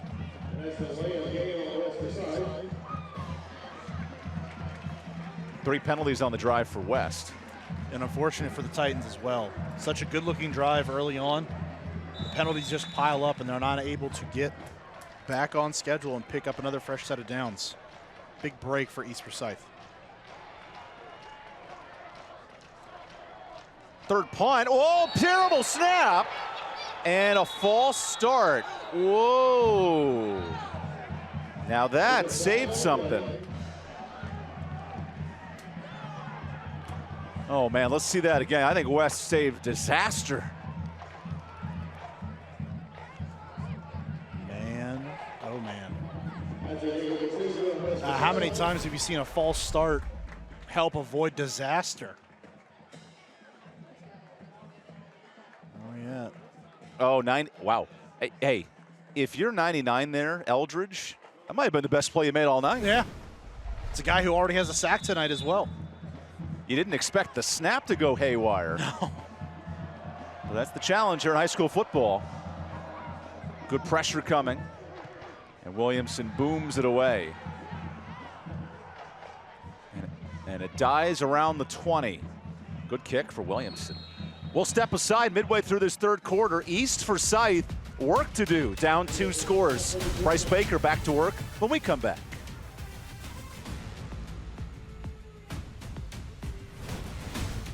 Tonight's game is also being streamed live on our YouTube and Facebook page by Novant Health. Best physicians, amazing nurses, remarkable care. And if you're the Nest here at East Forsyth, down 2 touchdowns, that's a rarity here at home. What an important drive for Bryce Baker. Absolutely massive drive. Again, almost half the quarter gone on that drive alone from West Forsyth. First possession of the second half now for East. Baker, 10 of 16 for 135 yards. And we've seen it all half. Baker is directing traffic between plays. Changing it up, getting those calls in, communicating. Feeds the running back, who slips a tackle. That's Blair. And Blair powers up the sideline, close to a 1st down.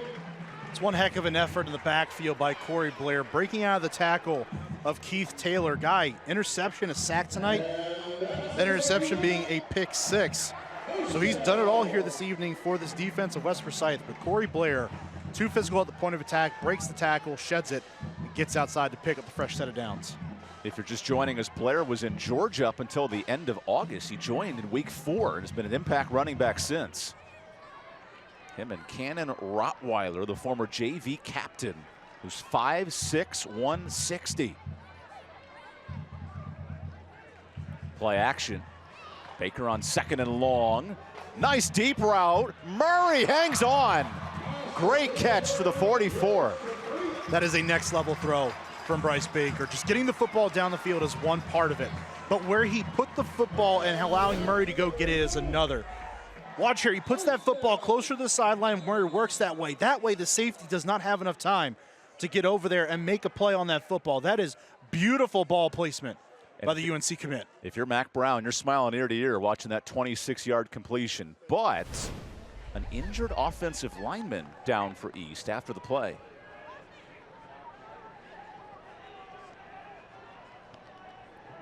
Now they're down 14. Unfamiliar territory for East Forsyth. But certainly if you are a fan of North Carolina University, we should say, you got a lot to be excited about when we're talking about this kid, Baker. And if you're Chip Lindsey, the O coordinator, with a top-rated freshman coming in. Seeing that skill set, and it's just the base. I mean, these kids go into college, and you have to take in so much more information at that point. Between a playbook, how you do things. A lot of the times, it goes from being a hobby at the high school level down to a job. As we see Austin Fetterspill get help. Closed captioning for tonight's games brought to you by Caring Hands. Caring Hands Home Health. Hands-on compassionate care around the clock. Austin Fetterspiel, whose father is part of the coaching staff. Aaron, running back and O-line coach. Ty Willard noted the emotions of senior day with 2 of his players that have parents on staff. Right now, though, it's the home squad down 2 scores.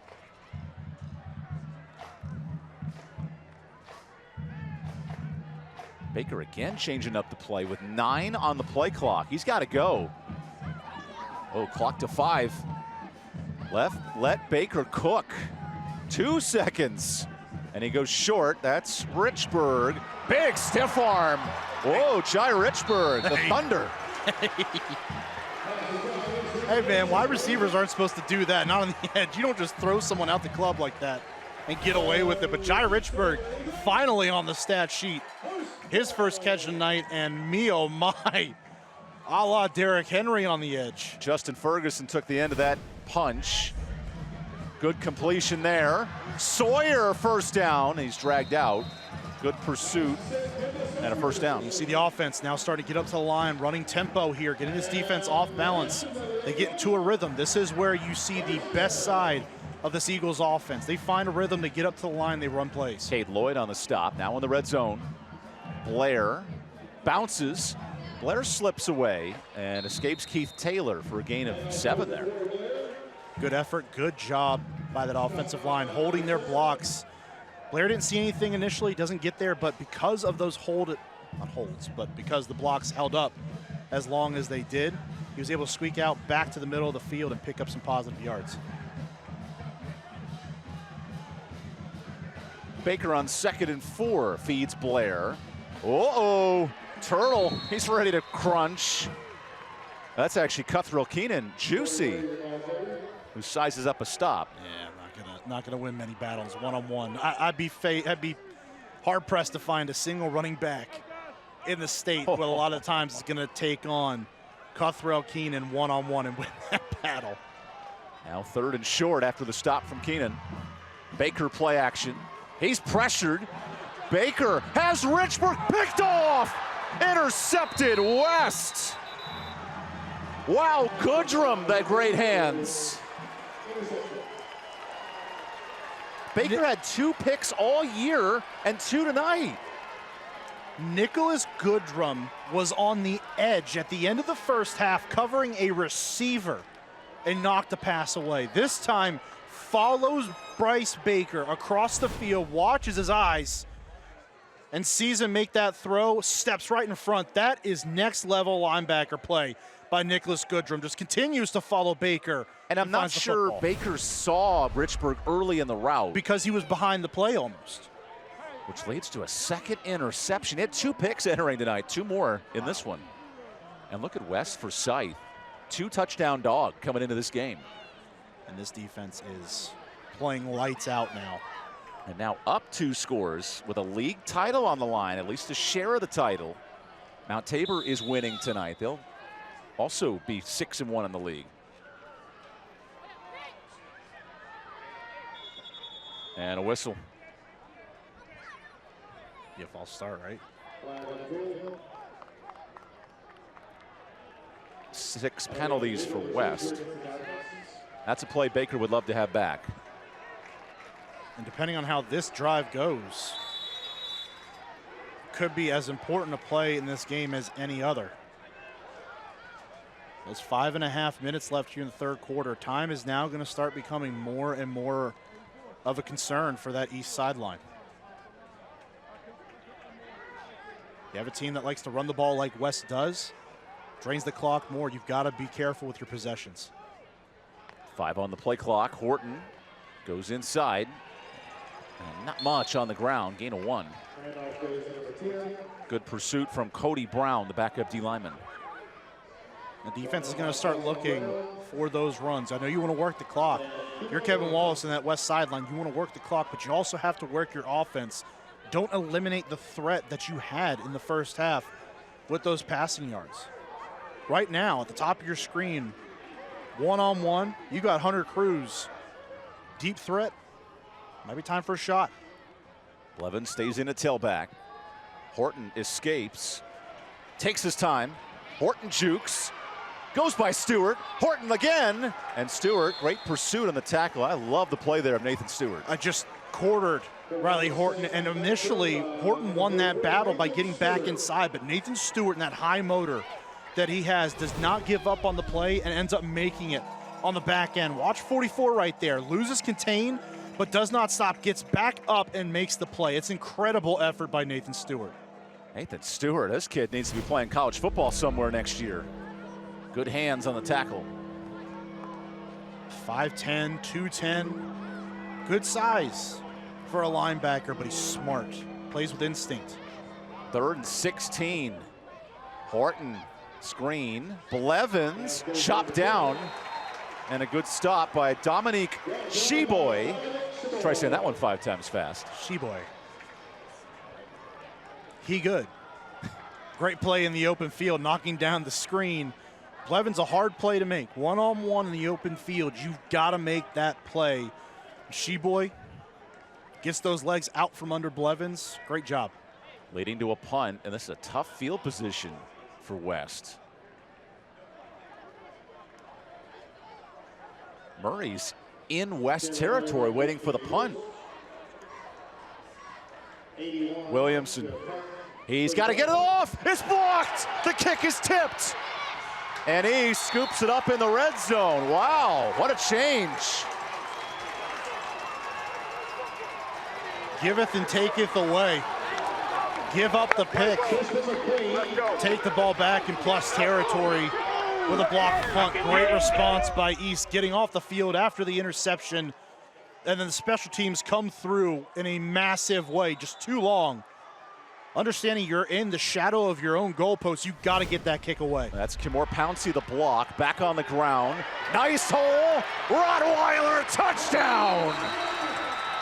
What a powering run from 20. And East is back within a score.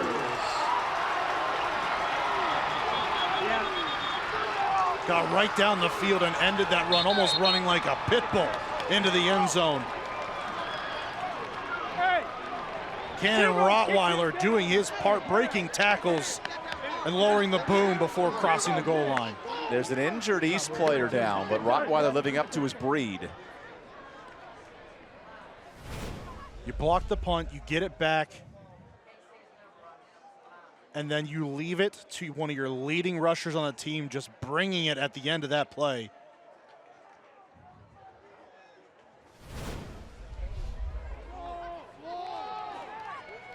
And good to see Cooper getting up, Navar Cooper.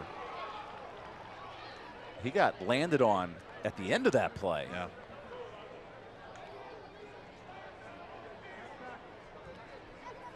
This training staff here at East, so helpful.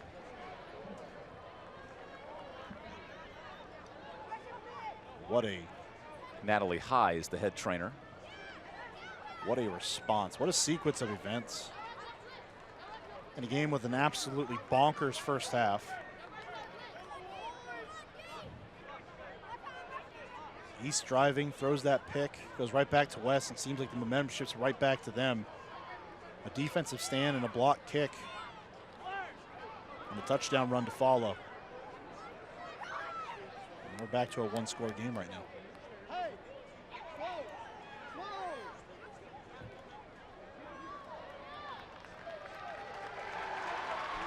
So coming up in the fourth quarter, stay tuned for tonight's Winston-Salem Fairgrounds Player of the Game. The Winston-Salem Fairgrounds, your one-stop shop for entertainment.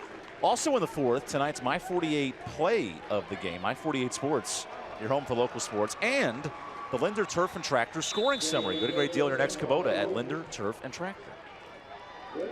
And the extra point, brought to you by the leg of Brady Cressamore. Good snap, good hold. And now a one-score game here late in the third. When we come back, final 3 minutes of this third quarter, East versus West. We got a ball game here in Kernersville. Well, guys, Head coach Todd Willard must be really happy with his Eagles right now. And talk about birds of a feather. Coach Willard, the coach of the Eagles, has a love for all birds. Originally from Wisconsin, he worked on a farm and always said he hated it because he had to get up so early and the work was a lot, but now he loves it. His wife, Katie, actually got him into raising chickens, and last year they had just about 4 chickens. Todd, Katie, Morgan, and Harper, named after him, his wife and his 2 kids, and now he told me that they're up to 30 chickens and 8 ducks. He even built his own chicken coop last year and said that it looks like their own little Hilton in the backyard, but when he's not coaching football and he's raising his chickens and ducks, bringing eggs to practice for the coaching staff, and he even brought us some eggs tonight, guys. Hey, that duck looked fantastic. How about 194 wins and a farm at the Willard household here in Kernersville? Thanks, Hannah, for that fun story. Right, like, what do you do when you're a coach when you're not busy prepping? He said, hey, I'm playing with my chickens. Welcome to Kernersville, North Carolina, ladies and gentlemen. Birds of a feather flock together. This flock of eagles has now come together. Yeah, he loves ducks, chickens, and eagles. He said, I'm a got them all here. Big fowl guy. Mountain fried chicken. Got some eagles on the field, some duck eggs up here. And now a 7-point game. Riley Horton's offense has been stalled by penalty late in the 3rd. And they caught the nest here at East Forsyth. 9-0, running the table so far in the league. Horton on first down. Blevins, good hole. Blevins stiff arms and gets half the yardage on first. Just does not go down on that first contact. And if you're going to try to wrap him up, you got to get him down by his legs. Those arm tackles on the upper half of his body are not going to do the job. Breaks those tackles, gets through the contact, picks up great yardage on first down to C.J. Blevins. Blevins had a big second half, 50 yards rushing in the second half. Passing-wise, where has the attack gone here in the 3rd quarter for West Forsyth? Horton back on the ground, and Blevins is tripped. Great pursuit from Kimore Pouncey. Because that attack is not there, this defense is starting to pin its ears back, and it's focusing squarely on Riley Horton and C.J. Blevins. That backfield has been everything here in the second half for West Forsyth. Those wide receivers have not had an opportunity to go get a football. The defense knows it. They're pinning their ears back and getting into the backfield. This student section's rocking here at East. Pouncey with his 11th tackle for loss of the year, and here's 3rd and 5.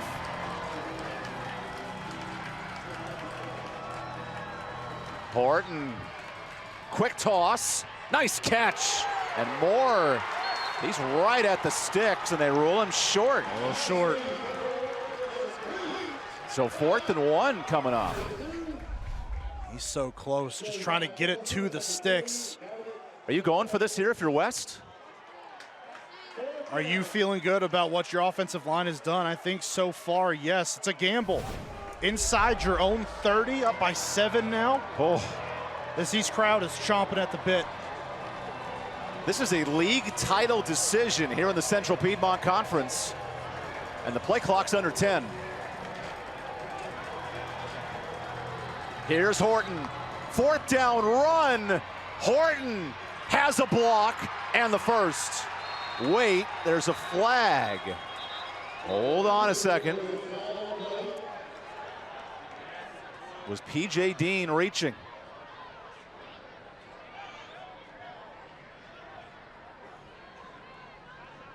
And there's Robbie Whitney down. Here's the call.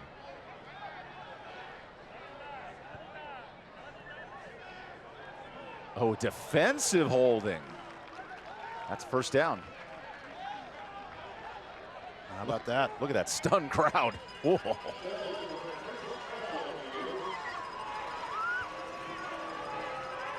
What a play, what a job up front.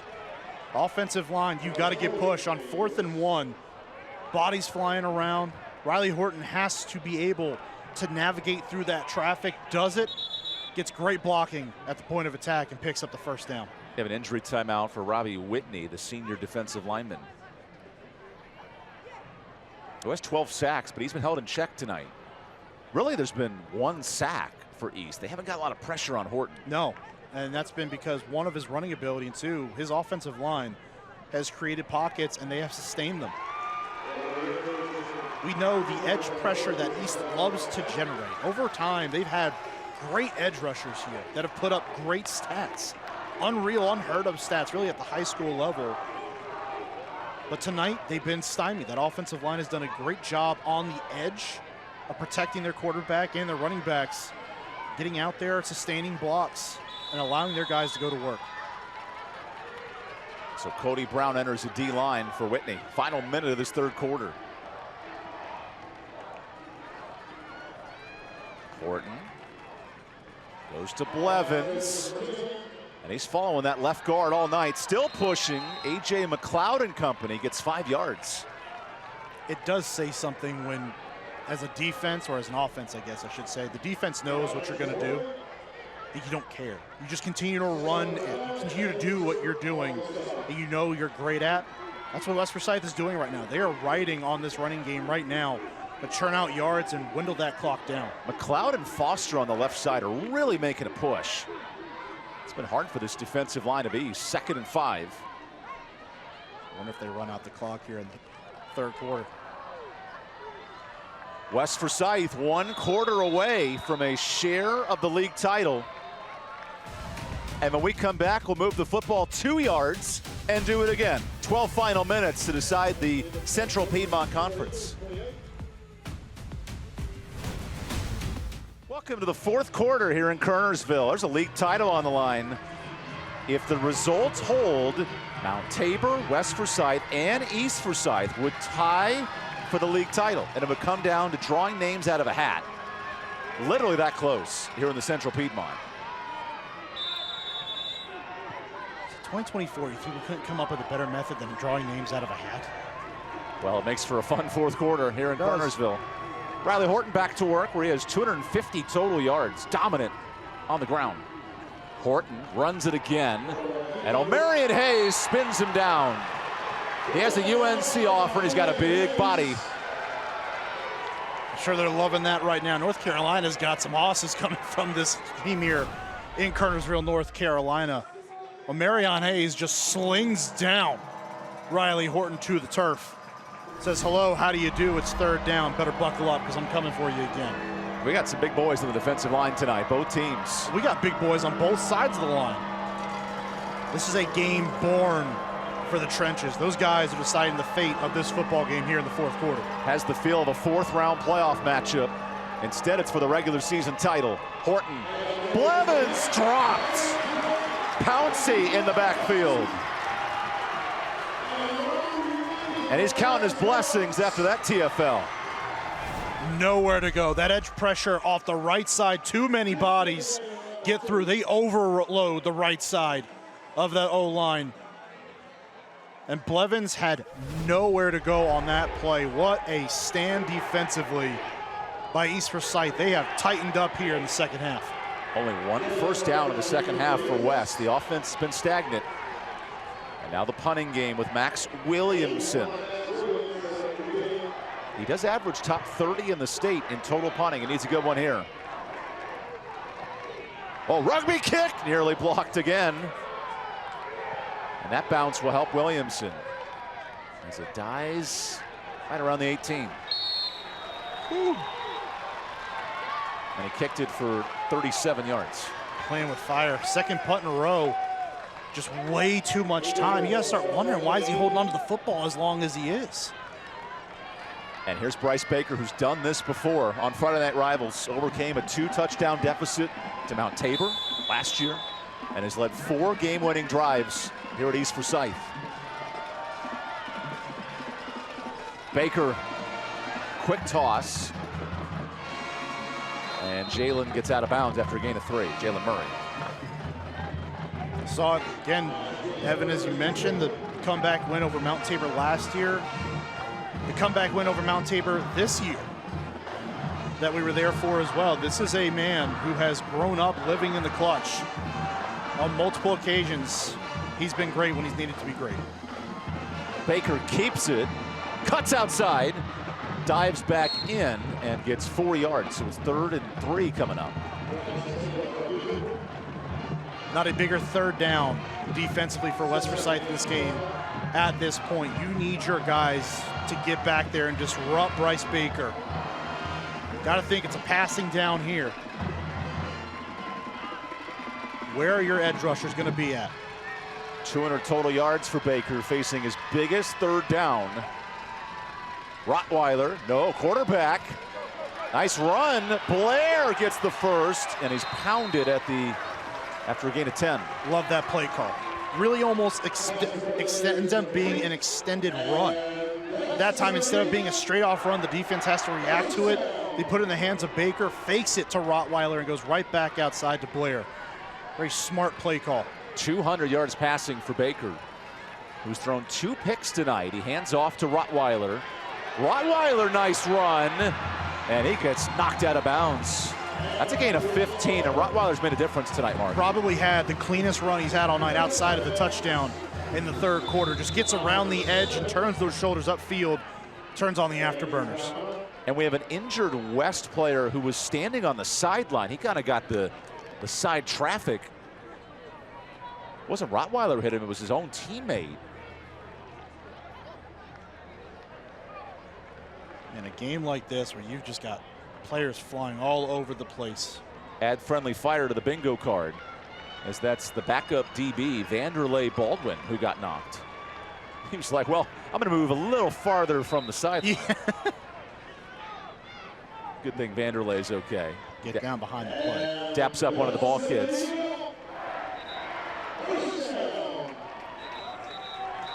With how aggressive East has been this year, is this a 2-point opportunity? You go for 2 if you score a touchdown? I think he's just still containing at 1. The way their defense is playing here in the second half, they've really bottled up that West Forsyth offense.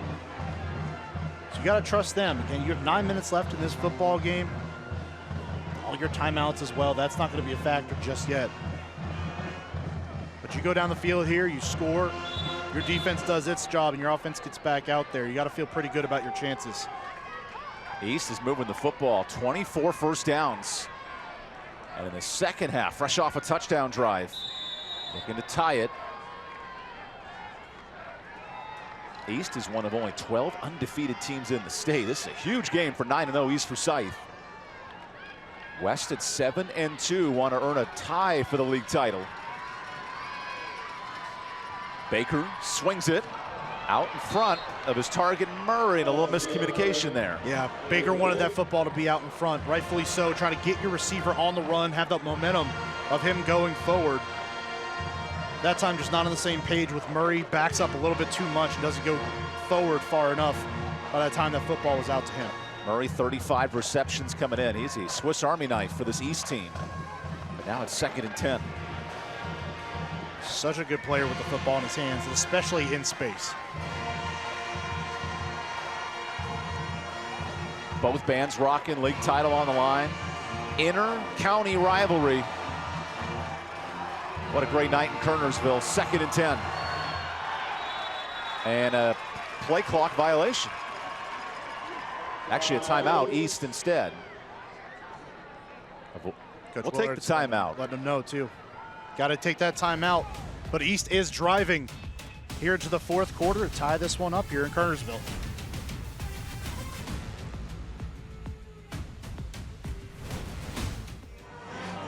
Welcome back to Kernersville.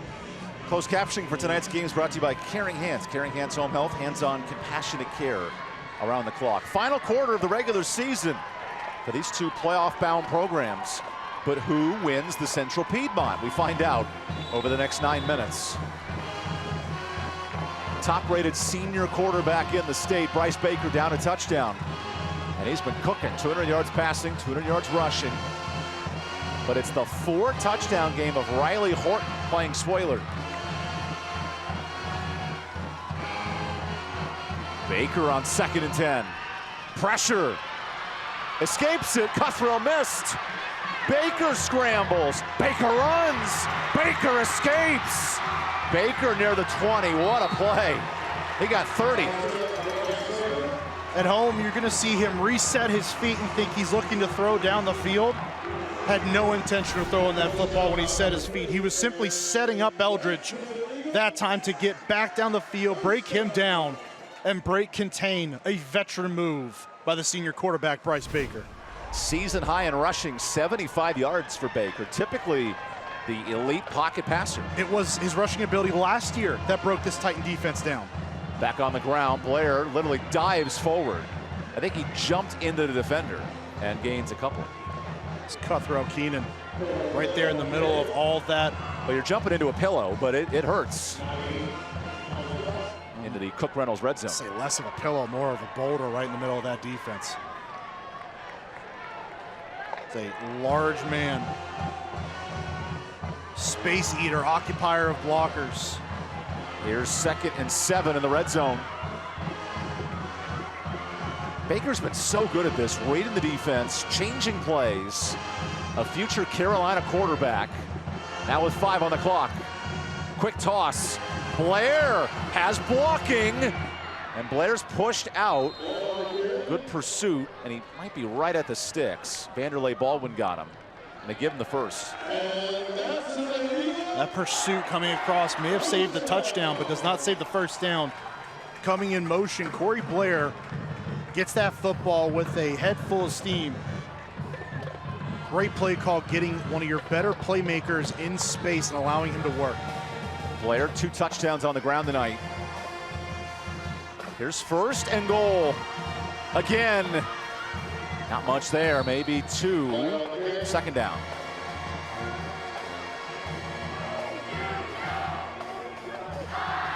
It's been 4 years since these Titans have taken down their crosstown rivals.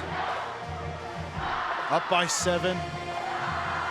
The Eagles driving, you're now down at your own goal line. Can West Forsyth make a stand here up 7? Wildcat. Diving inside the 5 goes Jalen Murray, so 3rd and goal. And Bryce Baker still not on the field. Trying to play power football down here. Give West a taste of its own medicine. That physical brand of football just running straight ahead. Murray in at quarterback. 3rd and goal. It's Murray. Cuts. Touchdown. Tie game.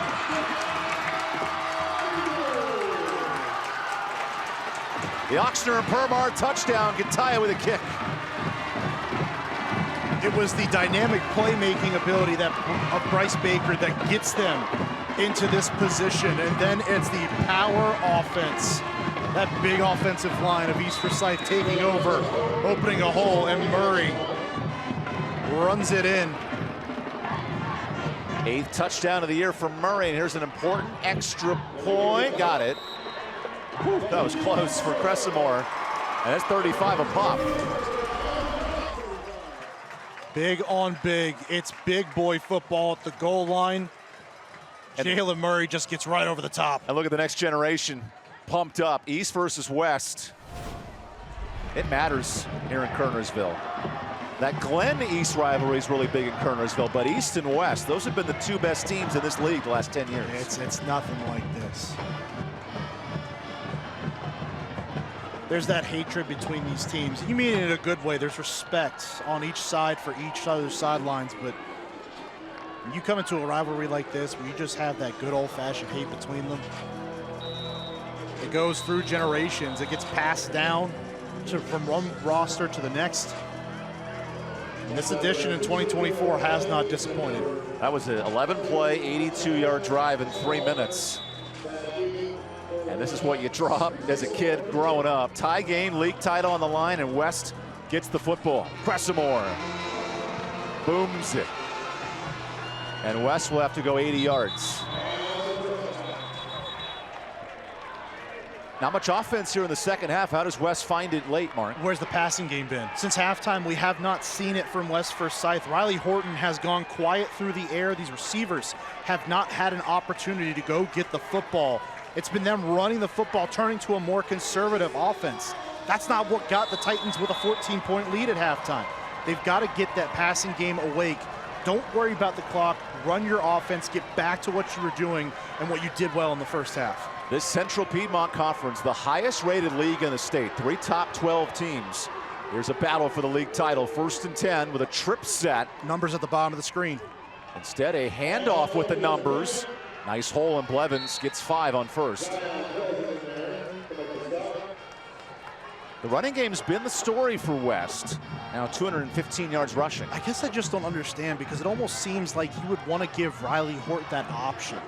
To say, like, hey, if I got numbers in the box, I'm going to hand it off. But when you're 1-on-3 or 2-on-3 on the edge, you got to get it out there to your guys.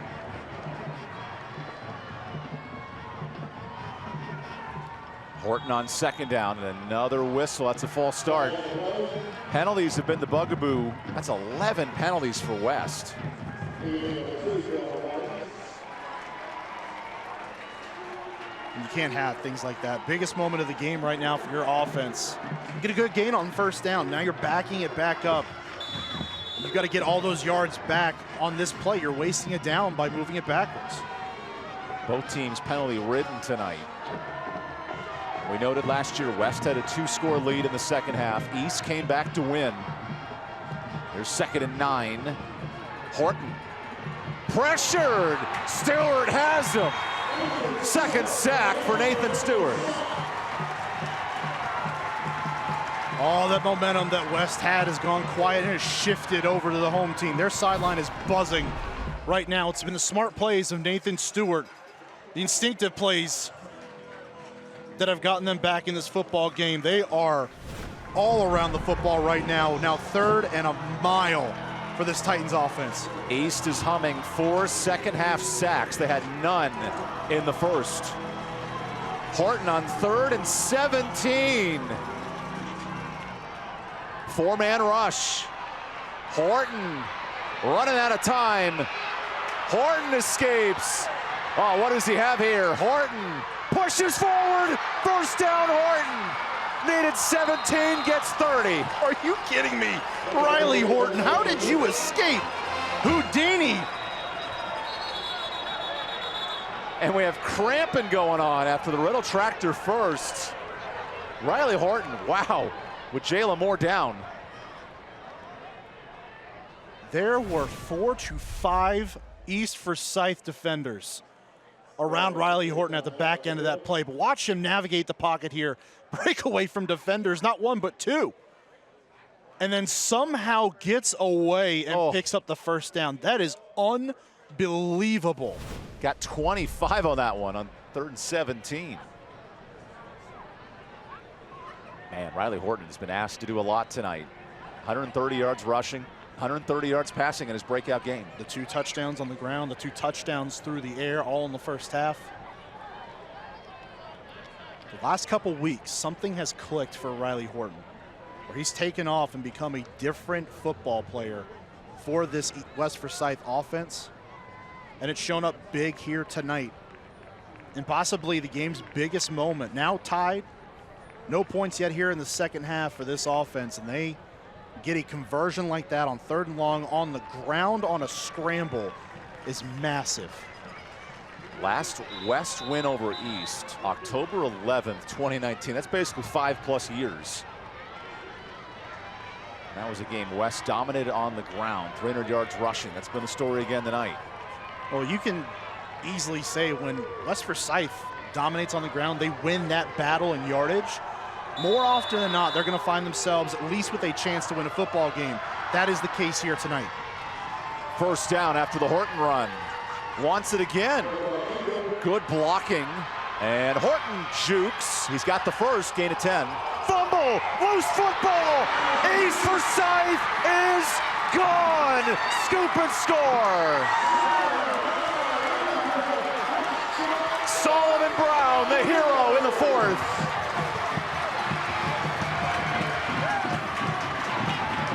You've got to be kidding.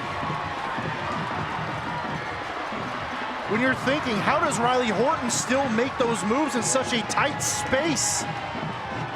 The one rule when you are in traffic around bodies like that is you have to cover the football up. Riley Horton doesn't do that, and it's back the other way, and what a turn of events. A 50-yard scoop and score from Solomon Brown. 6th defensive touchdown for East this year. And Crescent Moore knuckles one through.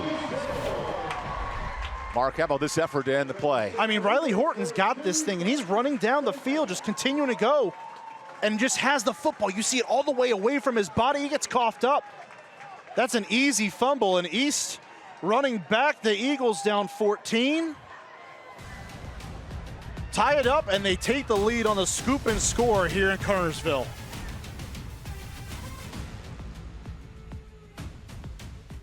Solomon Brown, he needs some oxygen. What a run. He needs that inhaler and everything. 7th defensive touchdown for East this year. None better than Solomon Brown, 47. I mean, you couldn't make up what we were just seeing. 3rd and 17, Riley Horton just goes down the field and makes a miraculous run to pick up a first down. The very next play, just dodging defenders in a phone booth, has the ball just stuck out, gets popped out. Solomon Brown picks it up and goes the other way. And East Forsyth down 14 at halftime has clawed their way back to take the lead here in the 4th. And West in the second half has not had the ball in East territory. Couple of turnovers, brand new game. Cressamore. This might stay in play. From the 1. Page gets outside versus the kicker, and Page gets into East territory, and he almost was in the end zone. Evan, I got to tell you, from up here, it looked like he was. It looked like that back foot was in the end zone. By rule, any part of the ball or player touches that goal line going in, it is a touchback and the play is dead. New life for West. Darnell Page, huge return. Riley Horton off the fumble, back to work from the 46. Horton with time. Deep shot. He's got more. Caught. Touchdown West. Second score for Jalen Moore. You can't believe it. Momentum be darned. There's no momentum here. This is football, baby. And we're running up and down the field tonight. Another moon ball a la Russell Wilson. They call Jalen Moore the deep threat guy. Riley Horton, you are a wizard, brother. You cough the football up, and you're back. 5 touchdowns, and that extra point good. Costa Dupuis ties it. The protection again up front stays there long enough to get that one away, and Moore beats that coverage like a drum.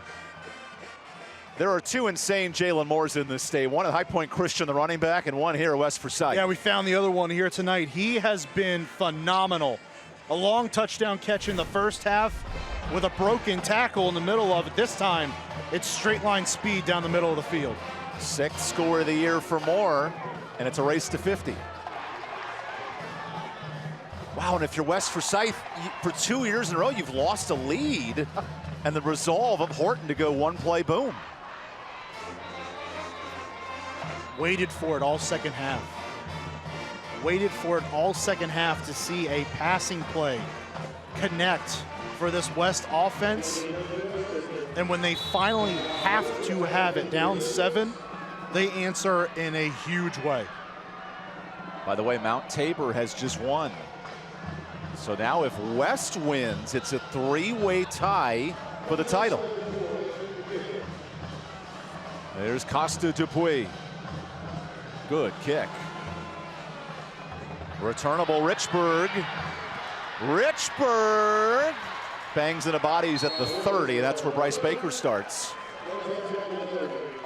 Couldn't have drawn a better script on senior night for Baker. Man, oh man.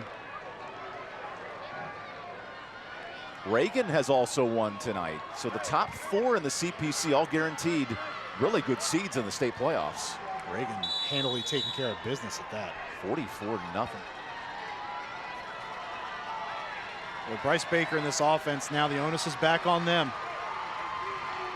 Switches back over. Can they continue to make plays? They've been hot here in the second half.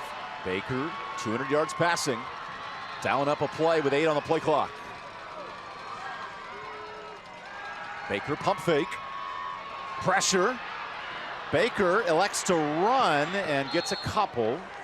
Man, that's like 4 different reads Baker makes. It's this really smart play. It started out with great defense by West. They tried to get them with the pump and go. Really looked like Richburg sat down really quick. The defense doesn't bite. They stay back. So Baker has to bring that football down, then makes the right decision. Just get yards with your legs and get out of bounds. What did Todd Willard say this week? These games are stressful. 42 a pop. Back on the ground, Blair. Slips 1 tackle. And keeps moving. He's short. 3rd and 3 coming up. Man, these running backs are so tough, aren't they? Just don't go down. On first contact, second, third, it takes a host of defenders to get over there. A near army of Titans to bring down. Fittingly, Davier Eldridge, who's one of 10 West Forsyth kids, makes the stop. It's full circle, man. And his brother, Davey Ells, on the defensive line. And no Bryce Baker on the field now. It's the Wildcat with Murray. 3rd and 2, Murray. He's got the first, and the pile moves near the 45. And just a massive humanity.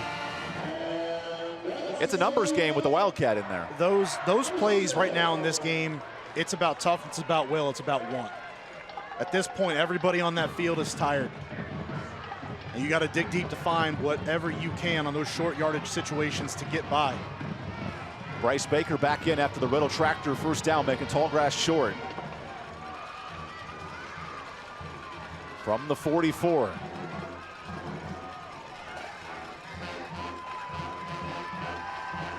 Plenty of time. Baker scrambles. He's got great legs. And Baker picks up at least 8.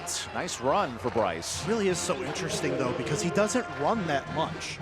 But now in back-to-back years against West Forsyth, he's got season high in rushing yards. But it's been the adjustment.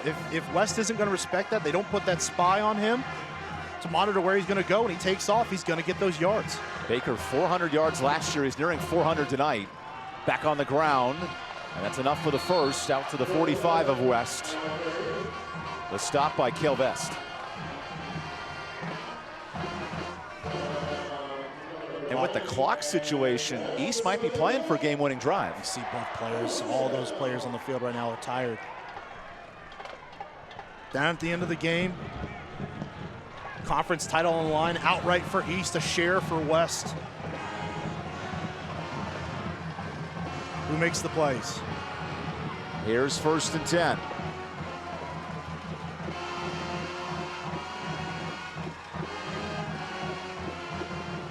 Both teams 400 yards of offense. Baker, quick out. Nice catch, Gilchrist. JP with the first, gains 11. Mix up in communication on the back end that time. Baldwin bailed. They run a zone coverage that time, and he drops all the way back. No one gets out there on Gilchrist, and he's left wide open. Bryce Baker making things happen, 250 yards passing on his final night, senior night here at East. And that clock really plays a factor with 2:20. Right after Riley Horton went for 50 and a touchdown to tie it. Baker feeds himself. Keeper. Baker spins right at the sticks. And depends on the spot. They give him the first. I think he was marked down yard over where that first down marker was.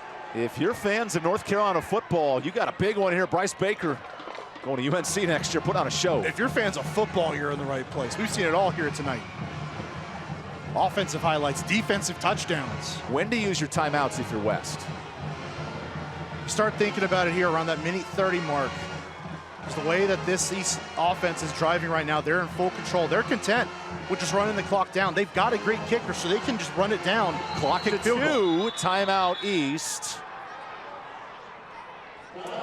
Bryce Baker, 104 yards rushing. That's been the difference in the second half. Well, that was the difference in the game last year, where they won by 10, 45-35, and took the conference title away from West Forsyth at home. That was the difference last year. It's the same thing this year. We know that Bryce Baker, the UNC commit, can throw the football, but it's been the running ability to take those moments where he has to run and make plays, and he's done exactly that here tonight.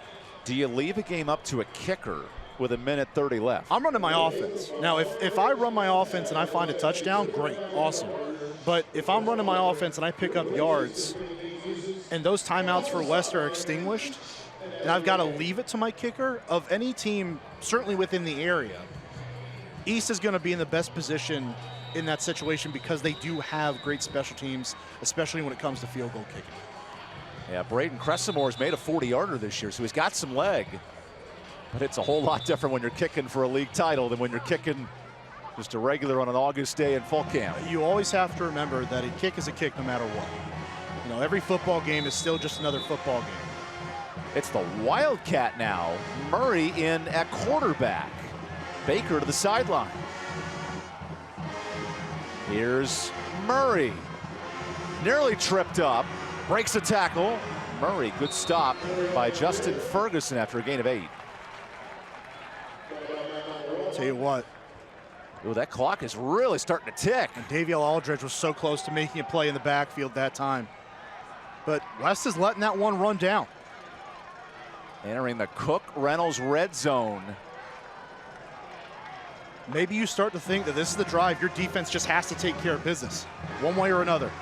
2nd and 2. Murray still in at quarterback. Murray runs it. Breaks one. Murray truck stick. Murray dragging. He's short. Inside the 2. Oh my goodness, what a run. Say if you're West, you've got to call a timeout here. And now a whistle and the clock stops.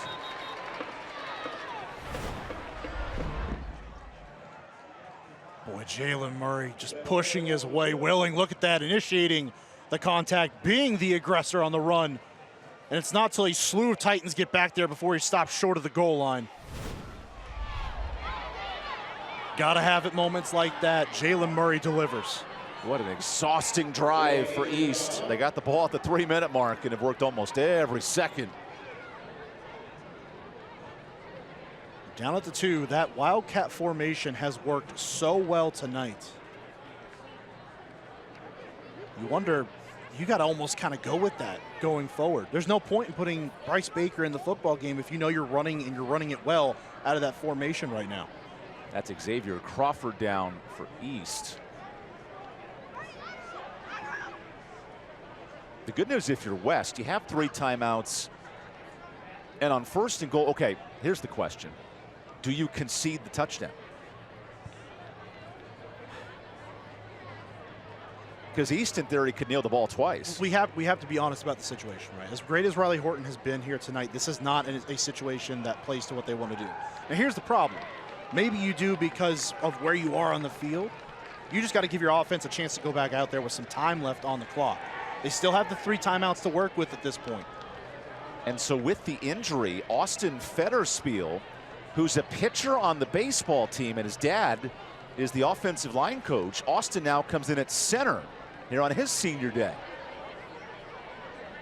He'll now have to face big Keenan Cuthrell, the 300-pound D lineman. Godspeed on the edge. That's a steep learning curve right there. Sure is. Number 98 right there in the middle of your screen. Good to see Crawford get back up. So he'll be out for this play.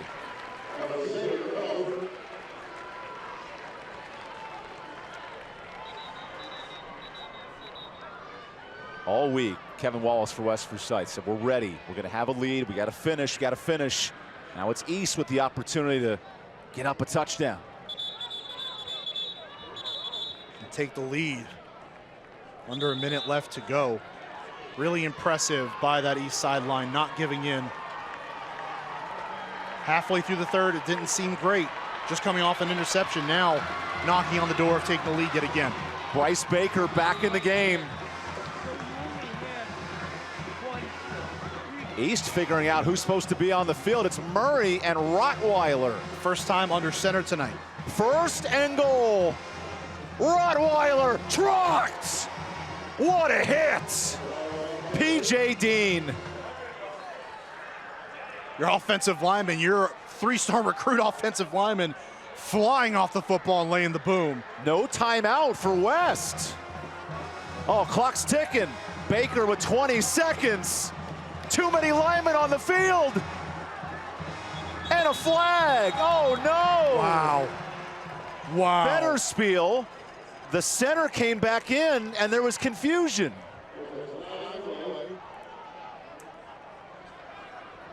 Unbelievable. And how about the hit by Dean? That was Lawrence Taylor-esque. The forearm shiver. But you've got to know, if you're Bryce Baker, you've got to know there, if you see all those guys on the field, you've got to get them, you got to call the timeout. Oh, so East calls a timeout. Todd Willard wanted a timeout. Man, you've got to be more aware than that. Holy cow. Okay, so 15 seconds. This has got to be a touchdown situation, right? Unless you're playing for the kick. Well, for East, yeah. I mean, you get the football in the end zone, and realistically, right here, even though it's second down, you got to start thinking you're throwing the football. You got to put that football now in Bryce Baker's hands. There's no timeouts left. You go down inbounds. You run that risk now of not being able to get back up to the line of scrimmage and either spiking the football or running another play. Yeah, East burned their final timeout to avoid the penalty. So the ball's at the 2-yard line. That is huge. Bryce Baker, one of the best players in the state, with a chance to win the Central Piedmont Conference.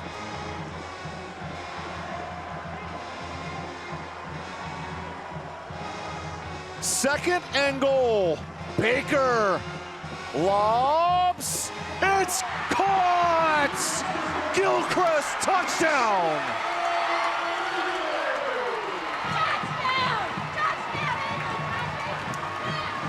Game on the line and a dynamic connection. Gilchrist and Baker. You could not have had better coverage on that play. But that is a connection from quarterback to wide receiver that has worked 14 times this year, now 15 in the biggest moment. One of the best quarterbacks in the state finds his dynamic receiver, J.P. Gilchrist. And here's an extra point, always important. Risky snap, and it's blocked. Hold on. Okay. Not over yet, 9 seconds. West timeouts, but need a miracle. A la Jaden Daniels. Again, the football had to be in Bryce Baker's hands here. You're throwing it into the end zone or out of bounds, and what a catch, what a throw. Right over the top of Vanderlei Baldwin. You cannot have better coverage than what he had on the outside on J.P. Gilchrist, and it did not matter. 11 plays, 70 yards, and it took 4 minutes of time. So now in 9 seconds, you got to be creative here if you're West. You just start thinking, you're hoping for a stop there, and you're saving those timeouts for your offense here. Now, you still have the 3. But if I'm East Forsyth, I'm not kicking this football into the end zone. I'm forcing them to return it. You can fair catch it at the high school level. You can fair catch it. But I would rather put that on the special teams and your returners to make that decision instead of automatically giving them the touchback. Are they going to have the wherewithal to call for the fair catch regardless of where that football is on the field? What an important kick for Brady Cressamore. He goes short. And that goes out of bounds. So no time and good field position. See, I don't know. I don't know why you squib it to the sideline. I feel like you just kick it down the middle. Just if you're going to squib it down the middle. Okay, so 9 seconds, you can run one play and then throw the Hail Mary. Because the ball's at the 35. Feasibly 1, if you are quick enough. 2, I just don't know that this offense is quick enough to run 2 plays within those 9 seconds before loading it up. Think about Jalen Moore and Hunter Cruz, who've been electric at receiver. Riley Horton on a 5-touchdown night. Those 3 timeouts, you can attack any part of the field here. The middle of the field might be a little softer than the sidelines. What do you got left? Riley Horton League championship on the line. Horton goes short. That's Cruz. The toss. Page gets out of bounds. There's time.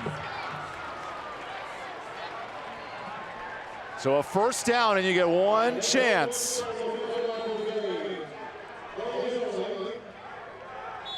Okay, timeout West. Take me through the strategy, Mark. We just saw this last week. Chicago Bears, Commanders. There is no strategy. Throw the football up in the air if you are Riley Horton and let someone go make a play. Kevin Wallace dialing up. What you do, in reference to the play between the Commanders and Bears, Commanders wide receiver Noah Brown faded back from the group on that play as the wide receiver. He ends up catching the football because it gets tipped up into the air behind the pack, and he's left all alone. So you have to have one guy who leaks out just in case that ball goes up in the air. If West catches this and scores, they could kick a ball to win the league. It comes down to literally one play. And East with a win maintains an undefeated season and a top ranking in the state. If I am East Forsyth, I am putting back my tallest players and a couple of wide receivers. You see right now on the field, going all the way back is Jai Richburg, 6'3" wide receiver. I want him in a jump ball situation. Final play for West Forsyth. What has Riley Horton's arm got left? Here we go, game on the line. Horton buying time. Horton is sacked. East Forsyth wins the Central Piedmont Conference.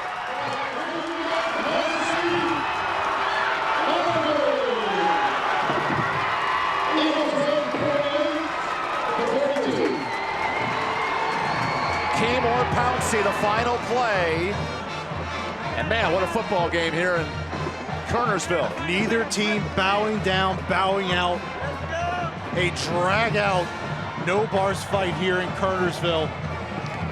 And the Titans fall short yet again to their crosstown rivals. East Forsyth, your CPC champs. We hand out a trophy when we come back to Kernersville.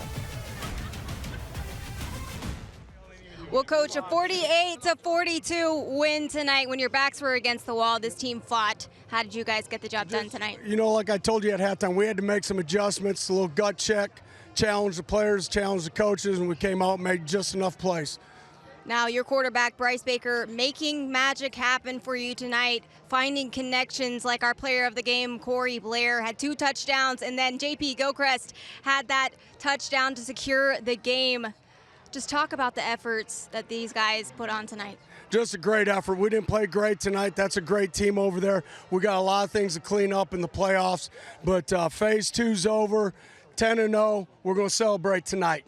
An outright season title tonight. Yeah. What does this say about this group behind you as you continue to move on in the playoffs, Coach? It's a great senior group, 3 in a row, 3 conference titles in a row, and I couldn't be prouder of these guys. Well, we're going to present you with the trophy tonight. Congratulations on your win, and congratulations on the championship. Go celebrate.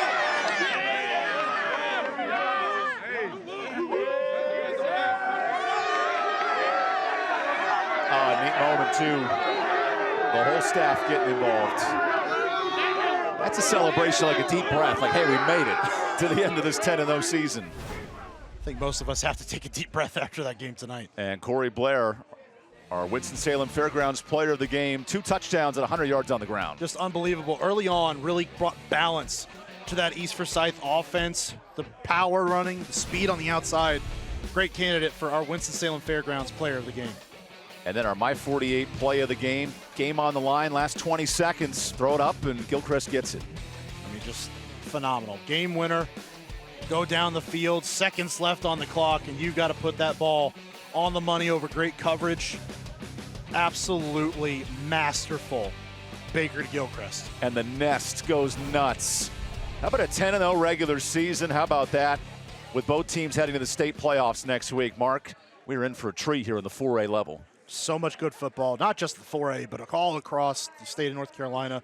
especially within this area in the Piedmont. Just looking forward to some great football and a lot of really good teams in this area that have a great shot at going on and competing for state championships. 2-touchdown lead at half for West. East comes storming back for our Linder Turf and Tractor scoring summary. What an end to the regular season here at East Forsyth. We will see these teams and many more in the playoffs. We want to take a moment to thank all of our sponsors who've made this game possible and basically this whole season possible. Capital Metals, you've seen those plaques. Cook Rentals, the End Zone Views, Mountain Fried Chicken, and of course all the schools across the Triad who really helped us out throughout the year for our Winston-Salem Fairgrounds Friday Night Rivals broadcast. I want to thank our staff tonight. New director Marie Zamora did a great job. Cody Love on graphics, Drew Green, Adam Ryan, Eric Dowdy, Derek Brady, Mike Bullard, our cameras, and of course Alex on the sideline. He's always working hard down there with the cameras. Alex, our audio guy as well, and Justin Allen doing a great job with our tech. Lori Bates producing it all. Allison Aldridge, so good behind the scenes. Chris doing a great job, big Steelers fan. His team's doing well this year. Yeah, man. And we have some good news for you. We're back for a playoff game December 6th. We'll figure out the teams as the brackets get unfolded. But round 4, December 6th, that winner of that game will go to a region final. So it's a really big night. And, Mark, what a great regular season we've seen. Absolutely massive. And honestly, one of the better regular seasons I think we've seen in quite some time. Again, so much good football played around the area and a lot of really good teams that have a great chance at making some noise in the playoffs. And who knows, one of them might end up with a state title.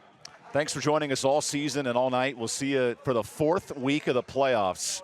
What a great night for high school football. East versus West. And East Forsyth secures the league title. It's a presentation of My 48 Sports. Love you, Dad.